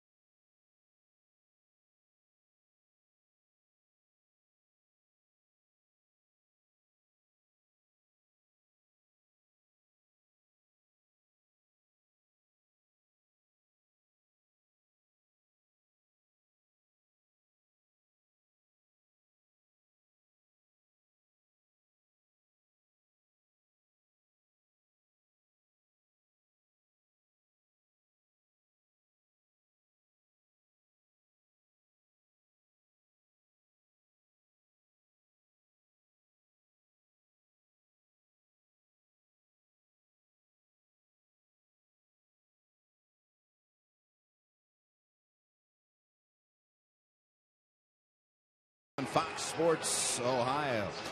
Jim Day with you. We're up here in the Diamondbacks owner's suite. We got a very special guest who we'd love to say hello to once again. We had her on in the spring training shows. She is the mayor of Goodyear, Arizona, the spring training home of the Reds, Georgia Lord. And appreciate you being with us. Great to be here with our hometown team. Well, you need to bring some runs here. Now, can you get some runs on the board for the Reds? Can you bring that? Yeah, I've tried to give them the sign, okay? I think they've got it. I think this is the inning we're going to do it. All right, we're going to hold you that. Now, we're a few years in of being in Goodyear, Arizona, and Reds fans kind of getting used to the Cactus League and not the Grapefruit League, but this is a great place to visit. Thank you. I have to tell you, we had many more people from your city during the Cactus League this year, and we welcomed them, and we all had a great time together, and we're just looking for next year to be bigger and better. Well, Madam Mayor, you just got a hit right there from Brian Pena, so very good on that. What are some things that you would tell people back in Cincinnati that, when people think about it, they think, oh, boy, it's a longer way, it's a tougher flight, et cetera, et cetera. But once you get here, man, there's a lot to do. Well, I have to say, they've got to appreciate the sunlight this year. It's been a tough year for everybody on that side of the country. So that's free, all right? But there's lots of things to do, and we just need to get them here to start doing them. As far as keeping in good health, we've got all kinds of biking and jogging and mountain climbing and several things, swimming and whatever you want. So, and good restaurants, and we keep increasing on that every year. So I'm not going to tell you this year what it is, because I want you to come and be surprised at some of the new things we're going to be opening for next year. But I have a great idea for your Christmas present. Why don't you ask for a ticket to Arizona to the Cactus League? There you go. That is a perfect Christmas gift right there. Thank you very much for your hospitality. And I tell you what, Tom and Chris, as you know, that Goodyear facility is off the chains. And February and March, you cannot beat the weather. It beats Florida any day of the week. Oh, that part of it, there's no doubt about. You wonder if some of these guys, like those guys right there, may have gone down to spring training here in Arizona and decided, you know what, we're not going back. Well, after the winter we just had, there might be a lot of those guys out there. That is the third time in the game the Reds have put the leadoff man aboard, and the following batter hits into a double play. Once on a fly ball and the last two on ground balls. Little curveball meant to hit the top half of it if you're Colemenser. He doesn't get all that many ground balls, but that is his fifth ground ball double play of the year. Two of them tonight. And this is running. This is really about as deep as he's pitched into a ball game, too. I mean, he's not a guy. Remember that he was a reliever last year exclusively. He pitched 92 innings out of the bullpen. That's hard to do. This year he split time between being a starter and a reliever. It just goes to show you, though, for a guy that tops out about 88 miles an hour on that fastball. It's where you place it that matters the most. So you talked about the 92 innings out of the bullpen. Colemenser, a nice play, and they'll throw out Cingrani. Mike Marshall in 1974 threw 208 innings out of the bullpen. Hello.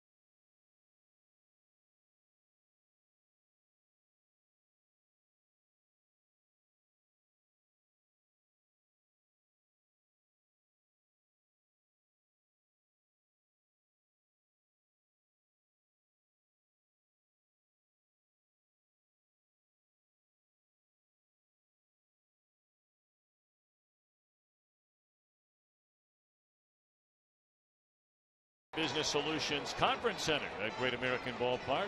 Let the Reds give new meaning to your company's big breakout session. Call the Reds Special Events Department, 513-765-7065. We invite you to get ready for Reds action 30 minutes before every game. Reds Live is presented by Ray St. Clair Roofing. Of course, the swimming pool has been there since day one when this venue opened in 1998, the first year of the Arizona Diamondbacks franchise. And, of course, in their second year, they went to the playoffs. In their fourth year, they won the World Series. And were it not for a couple of injuries at the very end of that 2002 season, the Diamondbacks, the last 10 days of 2002, they had won more games than any other team in baseball. They lost 3 position players, starting players to injury, the last 10 days of the year,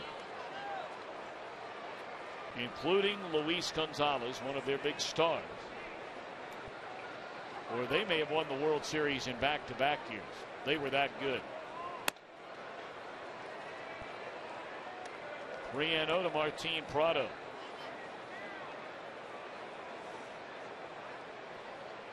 Of course, nothing's the same, though, since those days. And I mean nothing. Different ownership, different color scheme.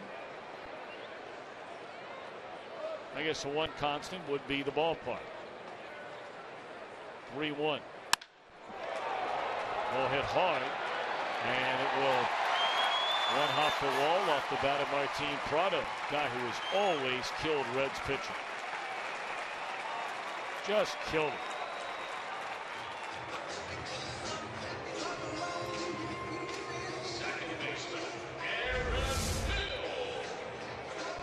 Now, Tony Cingrani had such an easy inning during the last inning. I think maybe he was getting in a little bit of a groove, but again, the Diamondbacks strike with that first hitter that he faces.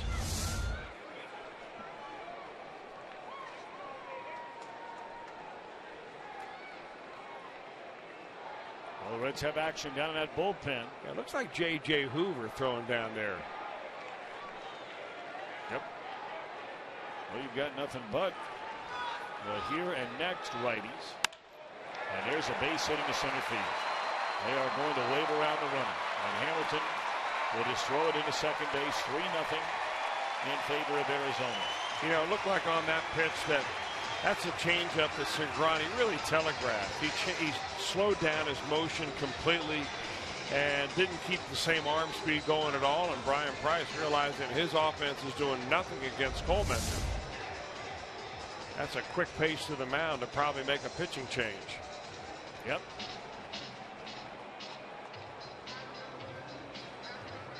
Five-plus innings, 7 hits so far, 3 runs, 3 strikeouts, 2 walks for Cingrani. This will be our Skyline Chili call to the bullpen as Hoover will take over on the mound.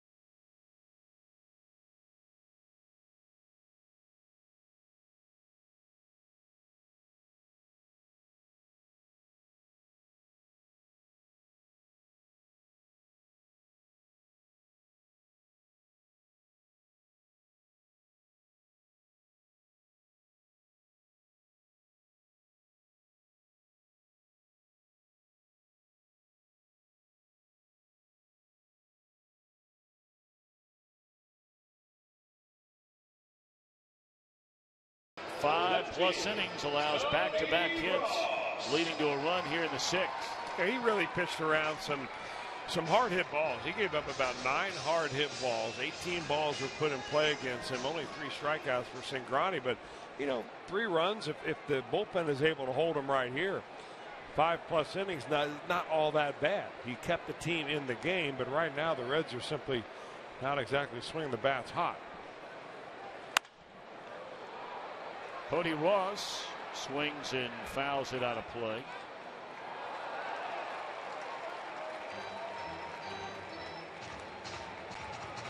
J.J. Hoover in for the 20th time.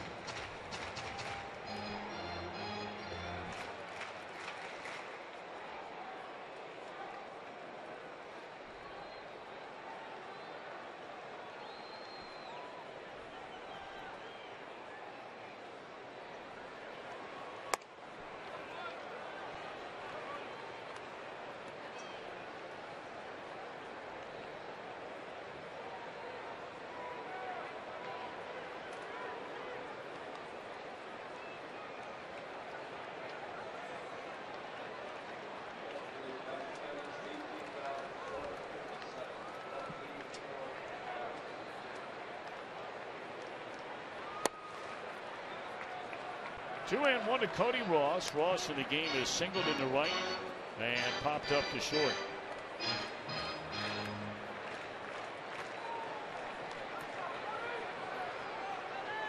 Better than 18,000 on hand here tonight, this Thursday night in Phoenix. First of a 4-game series. Hoover beat Ross with a fastball. And a step into foul territory. It is Pena for out number 1.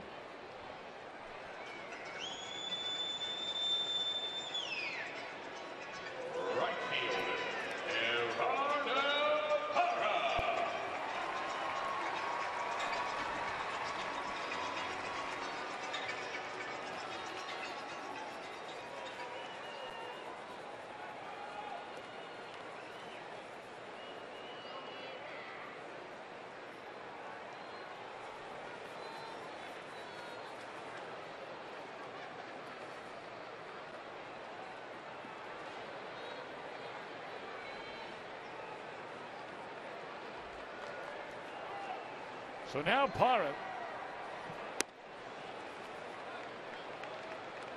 He is lined to short and drawn a walk.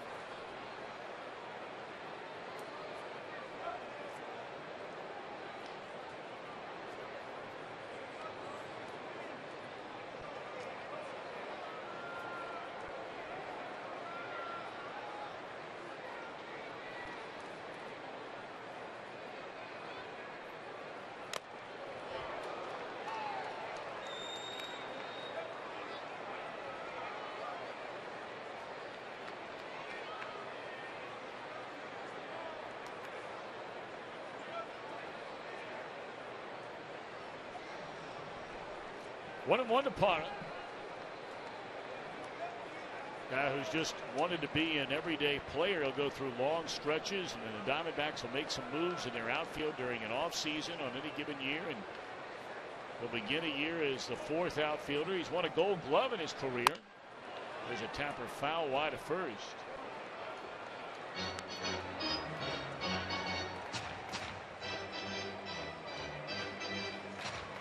Parra along with A.J. Pollock. We talked about the Diamondbacks scoring 8 runs in the first inning yesterday against San Diego. Pollock and Parra had 2 hits apiece in 1 inning that first inning. Only the second time it's ever been done in Diamondbacks franchise history.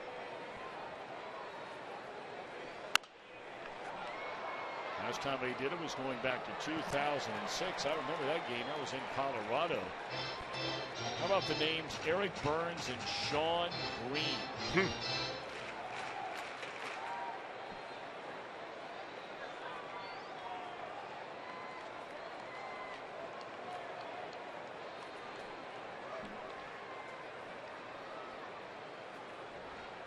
One and two to Parra. Runner at first, 1 out.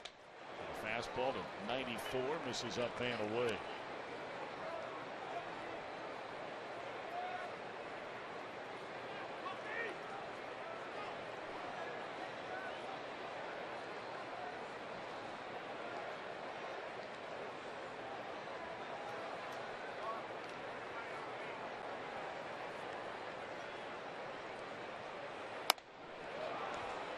And that's all for Parra. First 2 batters retired by J.J. Hoover. America's new sports network is the place to turn before every slam, every goal, every game. But America's pregame only on Fox Sports 1. Tune into America's pregame weeknights. That'll be at 6 p.m. Eastern Time, only on Fox Sports 1 and streaming on Fox Sports Go.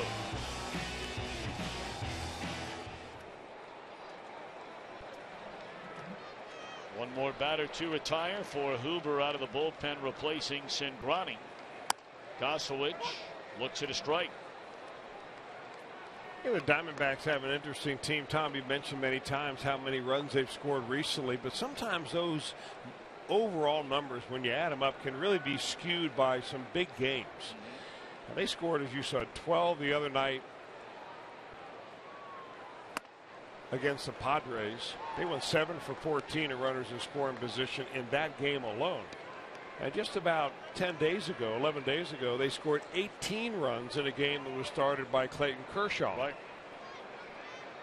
So in the meantime, though, they've been shut out. They've had 4 games in which they've scored 2 runs, 2 games in which they've scored only 3 runs. So it's kind of feast or famine. And they resemble in that way a lot the Reds offense.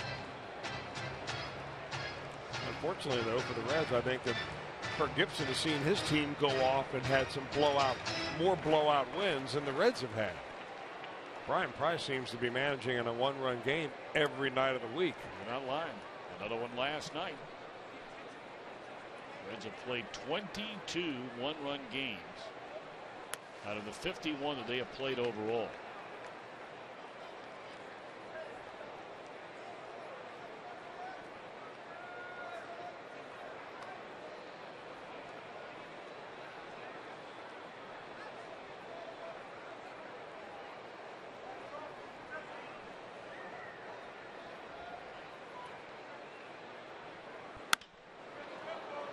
Hoover coming in throwing strikes. And he count 1-2. Yeah, he's throwing hard too. And Hoover has been pretty good. He's not been scored upon in just about 2 weeks. Most of the runs he's given up I think 13 overall on the year, and 7 of those have come on 2 different appearances, and those are both early in the year. They need Hoover to get right and be dependable like this. Even though the Reds are losing this ball game, this is an important relief role.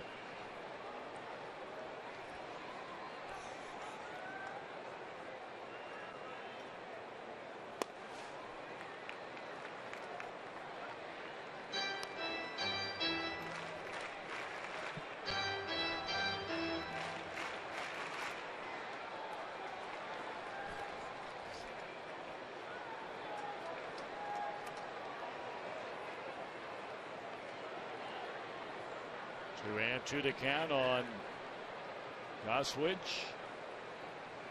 Bill with an RBI single in the inning, still pretty much dropping anchor over there at first base. He's not going anywhere.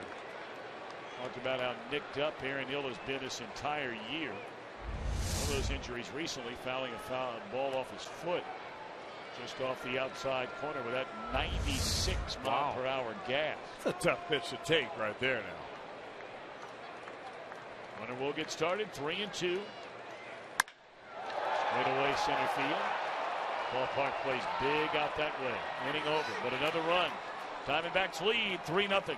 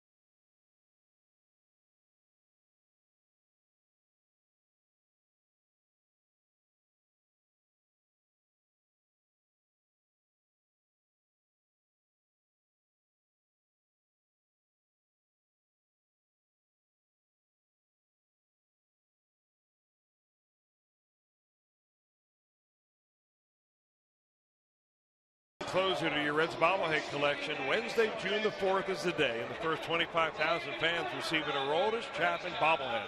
Thanks to Coca-Cola. For tickets, call 513-381-REDS. Visit select Kroger locations or, of course, get online at reds.com/tickets.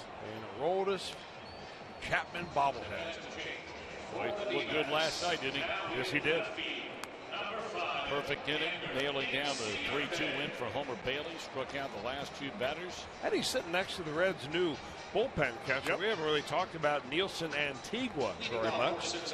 Young man who was a coach down in the Dominican Summer League for the Reds for a long time. And Bill Bavasi tabbed him this year and said, you know, we're going to give you a promotion. We'll give you an opportunity to hang around with the big league team all year long, stay in nice hotels, travel. And he is the Reds' new bullpen catcher. Had a little time on the DL this year. Yeah, he caught a couple pitches the wrong way. He got a sore wrist, but I think he's over that now. Top of the order. We'll see if the Reds can get something, anything going. Ender Inciarte takes over in the outfield.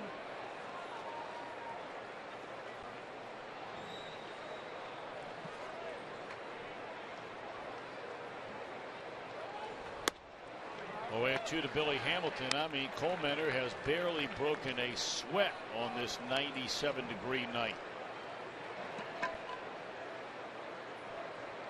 He's allowed base hits to begin 3 innings, the 3rd, the 4th, and the 6th. And that's the way things start for the Reds here in the 7th. The strikeout of Hamilton. That almost looked like he was bailing on those last 2 pitches. You know, for Josh Colementor, it's all about deception. I mean, he's got a very unusual delivery, comes right over the top. In fact, when he came out of high school in Homer, Michigan, he had an incredible year as far as number of strikeouts. I think he gave up 1 run all year long. His team had a 75-game winning streak while he was at the high school. And he really wanted to go to college down south somewhere, maybe a school in Arizona, a school in Florida. And he had no offers whatsoever. The only offer he had was from nearby Central Michigan. And he went there and became a really good college pitcher. Was drafted eventually by the Diamondbacks. Here he is in the major leagues. But what he did say that when Central Michigan made their spring trip down to Florida, he had extra incentive to pitch well down there to show all those coaches that essentially gave him this cold shoulder that he knew how to pitch. And what they didn't like about him was his delivery. And he never realized how over the top he was until his mom finally took a film of him in his senior year in high school. He looked at it and said, wow, I don't feel like everybody else. Second time Frazier's hit one right on the screws, but the Diamondbacks for the second time have him played right there.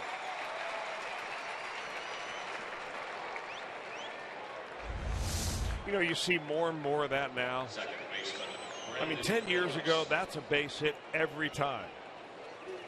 This is one of the reasons why pitching is better and why it's harder to get your batting average up there nowadays, because defenses are so precise that they put guys in spots where they never played before, but it's where hitters are hitting the baseballs. And Todd Frazier's been a victim 2 times of well-placed defense. Brandon Phillips, the batter, with 2 outs and nobody on. Reds trailing here in the 7th inning, 3-0. Diamondbacks pitching has only thrown 1 shutout all year, and they have played 55 games.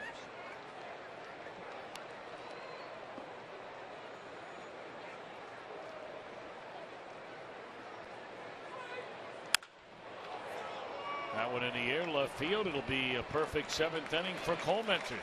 They stand and stretch. 3-0. The home team in front.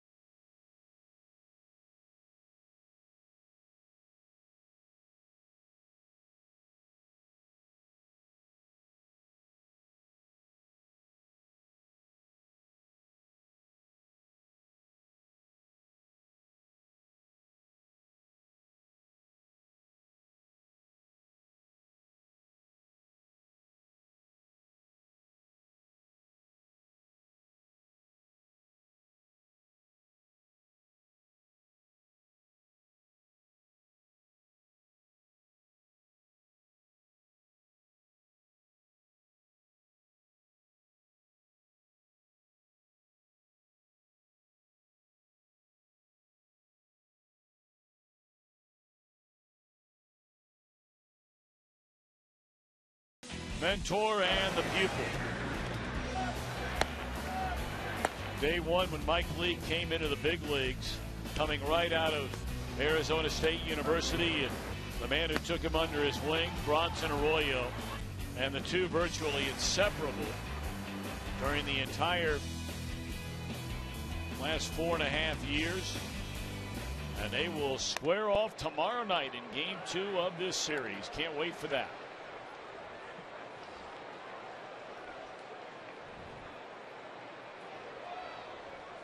Two talk still all the time. And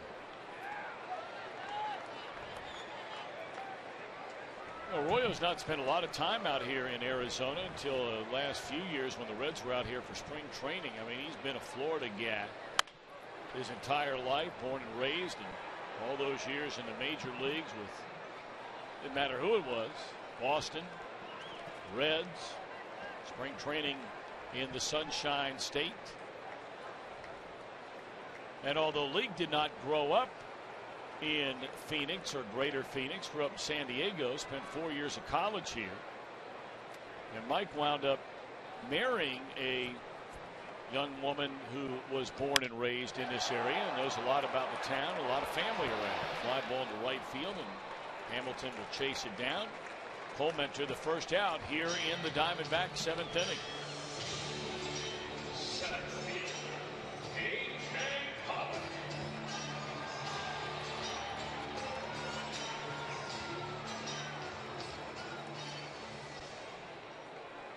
Giants hold on. They give up 2 in the 9th inning, but they beat St. Louis 6-5. That is a final. Pirates and the Dodgers are in LA tied at 2. You can buy a cheapie down that way, and it is off the wall and bounce all the way back towards the infield. This will be a triple for A.J. Pollock.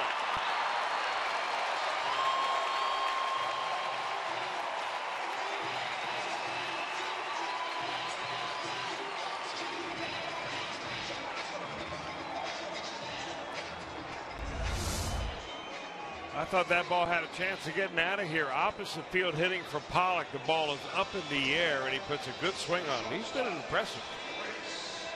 Hit a double earlier in the ball game, and here he hits a triple, and got a little speed too. 4 triples on the year to go, along with 13 doubles and 6 home runs. It's a lot of extra base hits from your leadoff man. Breaking ball, and there's strike one to the shortstop Owings. Red's going to bring the infield in. It's already 3-0 Diamondbacks. And Pollock at third with 1 out here in the 7th.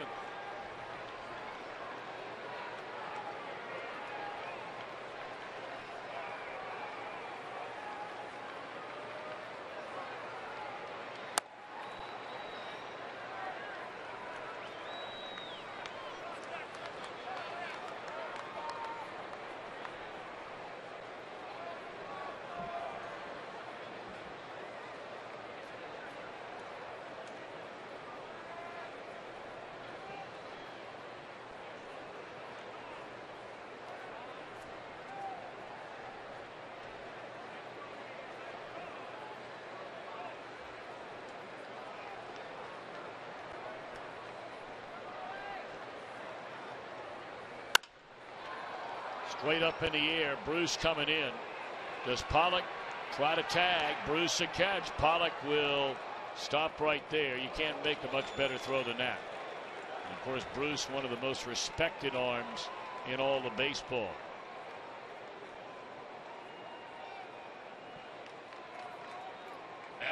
Well, if you were going to try that one, it would be with 1 out. And obviously, they weren't going to test Jay Bruce.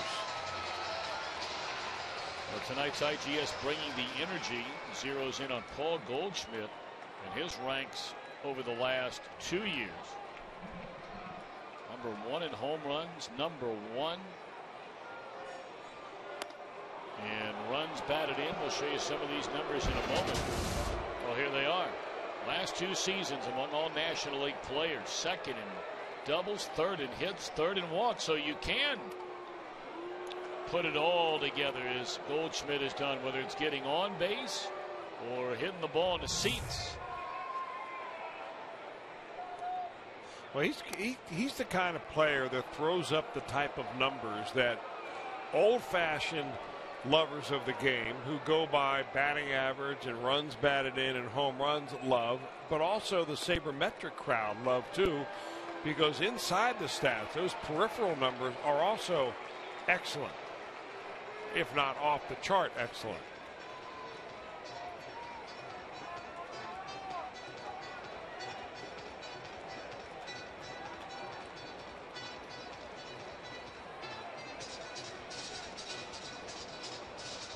You were talking about the separation between first and second just last year and runs batted in. How about the last 2 years? Yeah.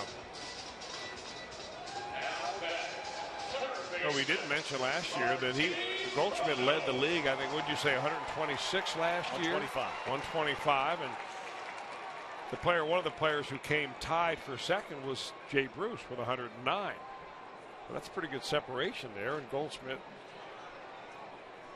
he's just a run producer. That's why you put him on with 4 straight ones right there and make somebody else drive him in. Prado's had 1 hit and 3 at bats. He doubled and scored an inning ago. That was against St. Brownie. And he's going to knock in another run on this base hit. 4-0 Arizona.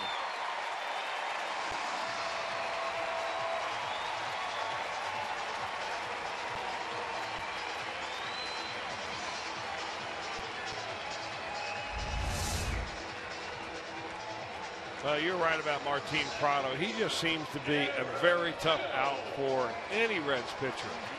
Over the years, regardless where he plays, he seems to be able to put the bat on the ball. He's a guy that sprays the ball all over the ballpark. And he got a pitch up and lined a 2-out base hit to pick up a ribeye.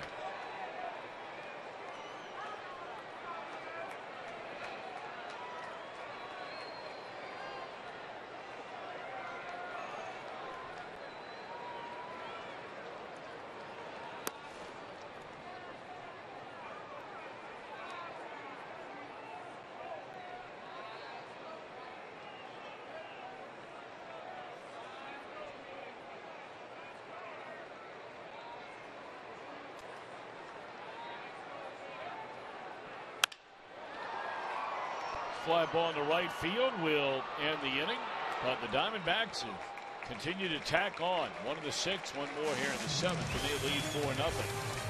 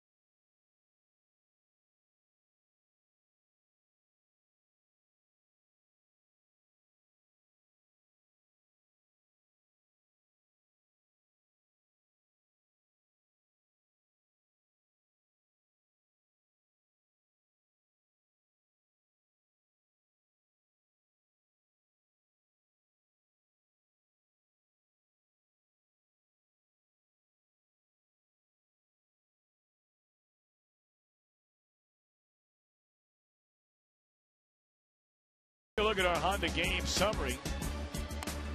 In the very first inning, a double. Taking off for third was Pollock. Throw got away. Pollock scored 1-0. Aaron Hill a home run leading off the 4th to make it 2-0. And it's been all Josh Collmenter tonight. He has faced the minimum number of batters. 21 of them through 7 innings. He's only allowed 3 hits. He's not walked a batter. In fact, think he's only gone to 1 3-ball count in the entire, no 3-ball counts in this entire game. How about that? So he has been a strike machine tonight. But the Reds have a couple of more cracks at him, and for whatever reason, the 8th inning, the first 2 games of that Dodgers series, is when the bats came alive. Now this will be a ground ball to Goldschmidt, and Jay Bruce an 0 for 3 night. 1 away. Well, you talked about earlier, you know, Bruce, Reds believing it's a matter of time before he gets it rolling. I tell you what, this team right now needs him more than ever. And it's not just to isolate one guy, but hey, look, you know, they're guys that go to all-star games and guys you count on when you're assembling a team to start banging the ball around. And Bruce is right at the top of the list for the Reds. Their best hitter, power hitter, run production hitter anyway, from the last couple of seasons. And right now, Bruce is batting .192 with 14 runs batted in.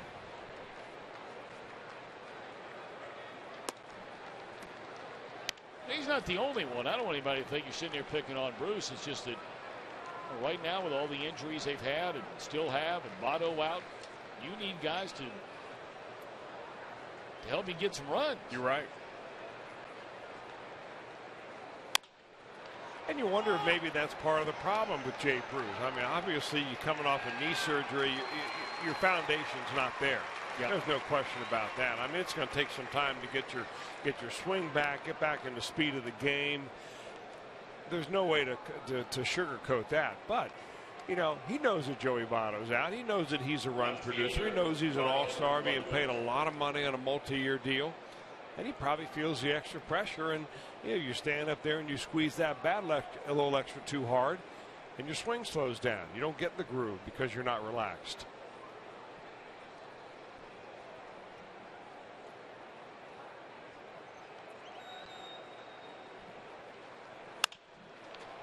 Boy, he making it look easy or what?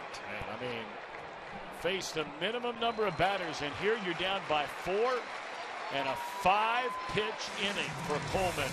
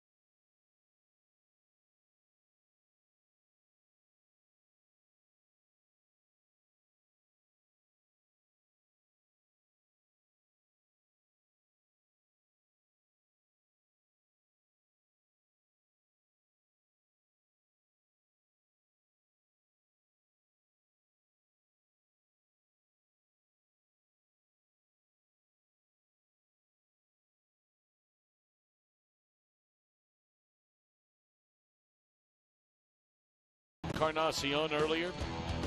He provides us with our Nissan drives of the game. If you weren't with us earlier, Encarnacion has hit 16 home runs in the month of May, which ties Mickey Mantle for the most home runs by any player in the American League in that month of May. Those are bombs. Edwin. Man. How about his numbers the last few years? Edwin. Making a major statement. Just goes to show you always have the talent. When he finally relaxed a little bit, committed himself to staying in shape. 16 in 1 month. Wow. And if I'm not mistaken, I don't think he hit any in April.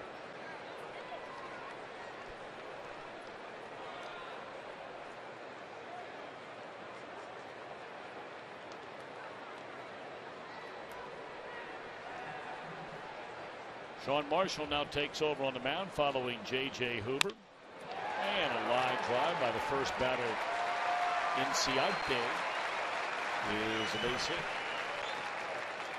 All right, time now for our fan photo of the game, brought to you by AT&T. Right field,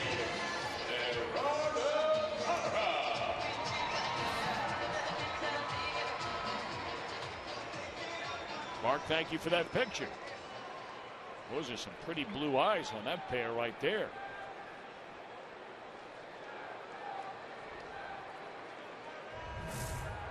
So now Parra. There is not a soul moving around in that Arizona Diamondbacks bullpen. Why should there be? Their pitcher working on a 3-hit shutout.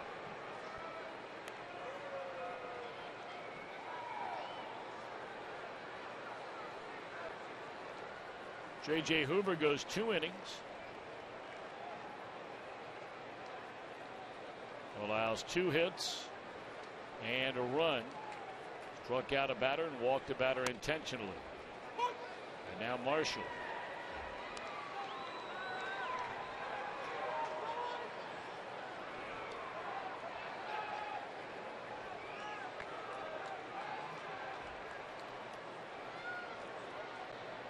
Parra has lined to short, drawn a walk, and struck out.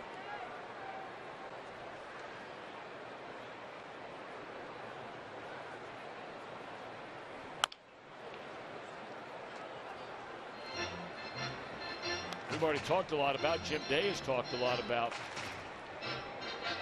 the comments that were made by Brian Price, you know, having to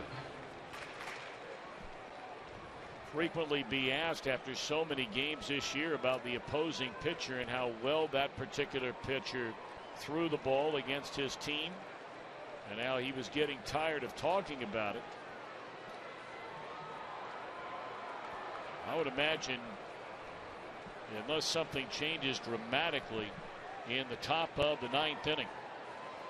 Reds trailing 4-0 here. But he's going to be asked about it again, and I'm sure he's not going to be happy of having to do it again. Like Groundhog Day for Brian Price.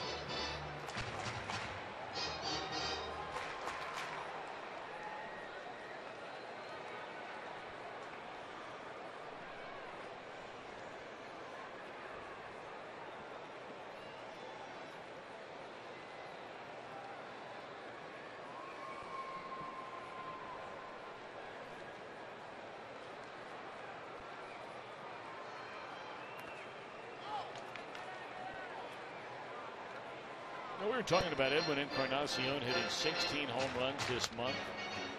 You and I were wondering, you know, the Reds without Votto, they haven't had Bruce much this month. They didn't have Mesoraco much this month. The Reds as a team have hit the fewest number of home runs in the major leagues this month. Along with the Boston Red Sox. 18 of them. As a team, the Red Sox and the Reds have hit 2 more home runs this month than Edwin Encarnacion. You know what staggering is? The Blue Jays this month have hit 47 home runs as a team. No wonder they're sitting atop the American League East with a 3-game advantage over the New York Yankees. They're slugging their way to the top. They blew that game tonight in the 9th inning. That would have been their 10th consecutive win.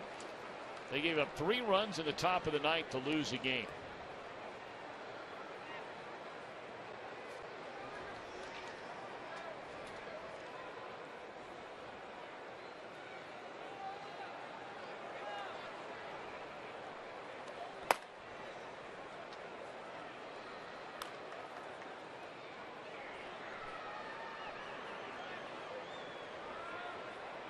Actually, that was 1 run in the 9th inning to tie it. They gave up and lost it with 2 in the 10th. There's a number off the end of the bat.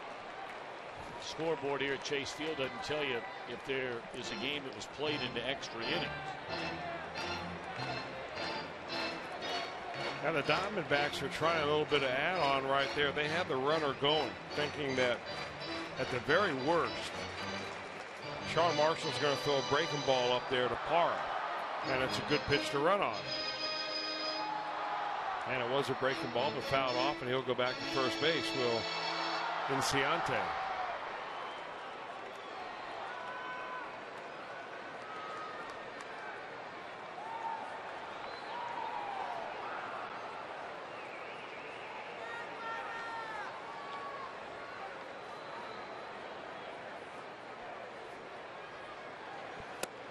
Struck him out on a good breaking ball, and the runner not going. And a good curveball for a strikeout there for Sean Marshall.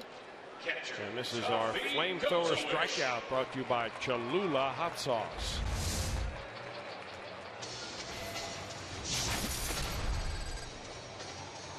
That's a true curve. When you throw it at 74 miles an hour, that is a true curveball.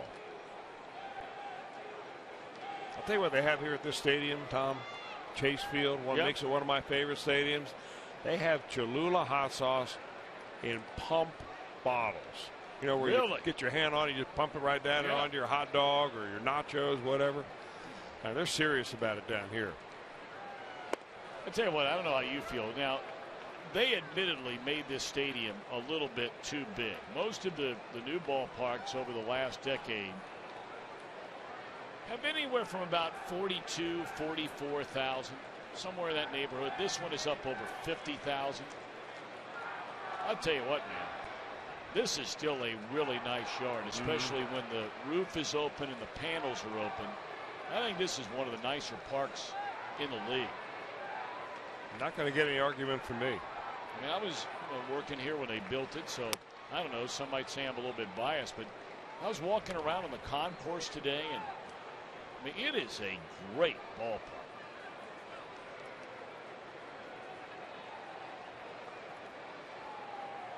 And it's a fair ballpark. As far as, not heavily favored, a little bit tilted towards the hitter, but not in an overwhelming way. You get a ball into left center, to straightaway center, and to right center. That wall goes up over to, almost 35, 40 feet. So you got to earn it out there.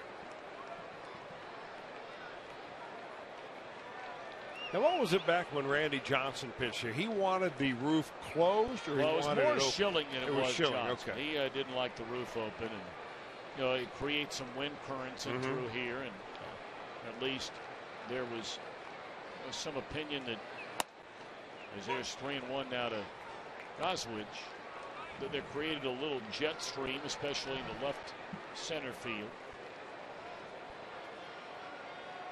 Reds obviously like it closed up. It's 30-22 in his ballpark. They won the first 7 games they played here. I would never think to keep that stat. Lined in the left, caught by Ledwick. 2 away in the inning. Well, our Miller time moment, it was still just a 1-0 game when Aaron Hill came to the plate in the 4th inning. He ripped one to left center field, his 5th home run. Made it 2-0. Diamondbacks have tacked on single runs in both the 6th and 7th innings. And a nice round of applause. Introducing the pitcher tonight, Josh Colmenter, working on a 3-hit shutout.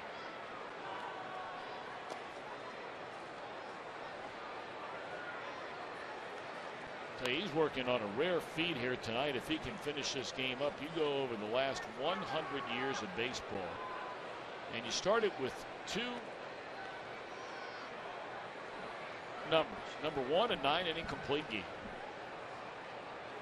facing a minimum of 27 batters faced. Right now he's at 24 through 8. As that one is lined and caught by Hamilton. We'll give you the rest of these numbers in a minute. Go to the ninth. Reds down by 4.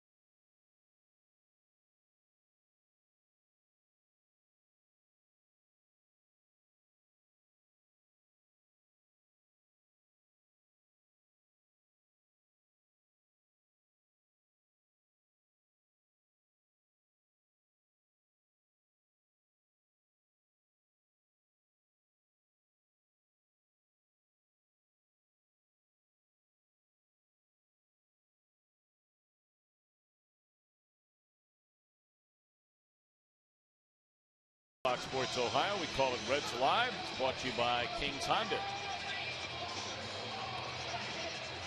The Reds in 3 innings tonight had the leadoff man, Boyd. Started in the third on a double by Pena. Tried to tag up on a fly ball by Kozart. Was thrown out. Then in the 4th inning, single by Hamilton. Double play ball by Frazier. In the 6th inning, single by Pena. Double play ground ball by Kozart. So what does it all mean? Our John Morrell hot dog plays of the game. Homenter, should he retire the side in order, it would be just the 13th time in the last 100 years of baseball where a pitcher throws a 9-inning complete game, faces 27 batters, that's a minimum, and allows 3 or more hits. Now, most of the time you hear about 9-inning complete game, you're talking about walk here, error there, whatever it may be, not facing the minimum. And then, of course, in perfect games and no hitters, you'd have 27 up, 27 down in a perfect game. But to have 9 innings, 27 facing the minimum, and allowing 3 or more hits would only be the 13th time, the first time since Roy Oswalt in 2008. And the guy who's hitting the best tonight is a man who's behind here in the 9th, and that's Brian Pena. Some of the other names on that list include Walter Big Train Johnson, Smokey Joe Wood, and Mike Flanagan.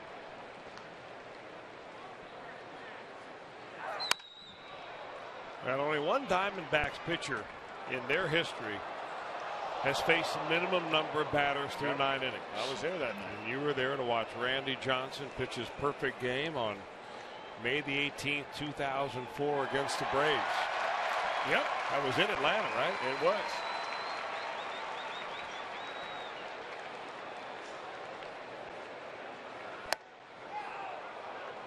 They just had the big reunion of that. That was, what year did you say that was? 2004? Yeah, they had the 10-year reunion.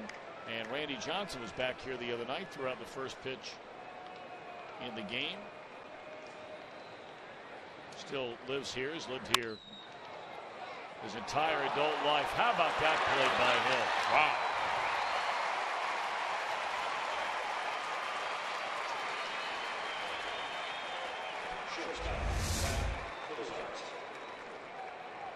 It's about as close as the Reds have come. Of course, Todd Frazier's hit the ball hard twice, and both of those were fielded by Hill as well, although not as in as dramatic a fashion. The other thing about when you face a minimum of 27 batters in a game, the other team cannot leave a man on base.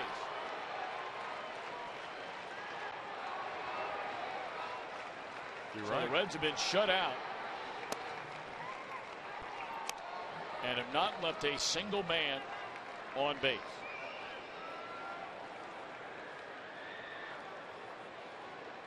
They have 3 base hits in the game.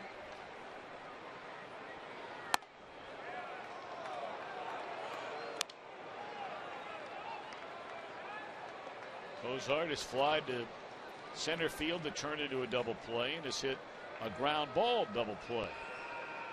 2-1 the count on Cozart. Ground back out of play, 2-2. Unbelievably, on top of some of these other numbers we're talking about with Josh Colementon, he has not gone to a 3-ball count on a single Reds batter tonight. 61 strikes, 26 balls, 87 pitches.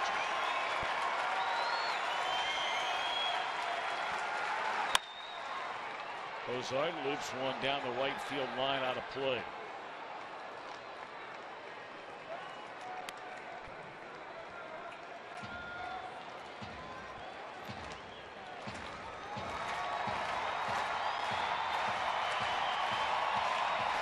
Skip Schumacher stands in the on-deck circle.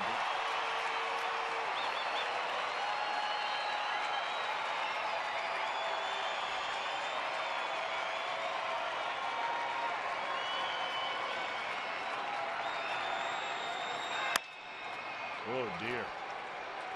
That was on the knuckles, and the Reds are down their final out.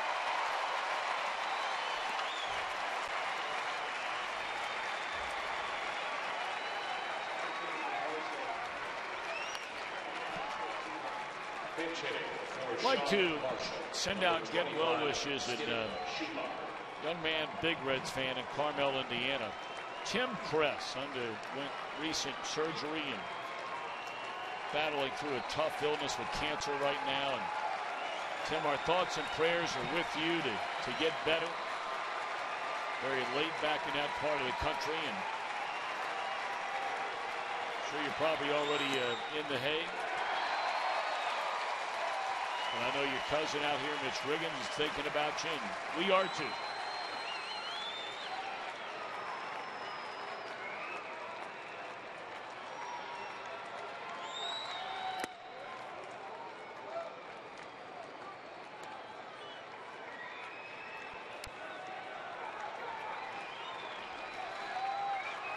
One to Schumacher. Josh Colementon has thrown the ball very well as a starter this year. He's pitched in 4 games out of the bullpen. This guy even has a save. He had a 4-inning save. That's the last time he saw one of those. But he is trying to go start to finish here tonight. He's never had a Major League complete game. He had 3 of them in his minor league career. In the air down the left field line, sliding to try to get it. Inciarte and just short.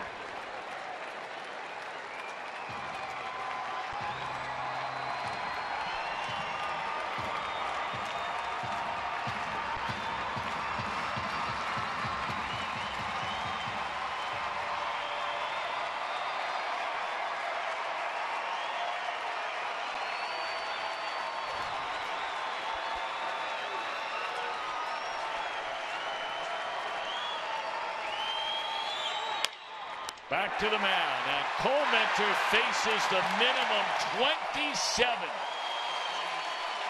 in a complete game 3-hit shutout. The first complete game and the first shutout of his major league career. What an effort tonight by the Arizona right-hander. Well, you can't say enough about his effort tonight. A guy that was told as a high school pitcher he simply didn't throw hard enough. And I don't think he hit 90 miles an hour today, but he hit his spots. He had the Reds eating out of his hand, and he put them away with very little effort at all in this 4-0 victory. 3 hits, 5 strikeouts, not a single walk. Faces 27 batters, had 3 double plays turned behind. We'll be back with more from Chase Field in Phoenix right after this.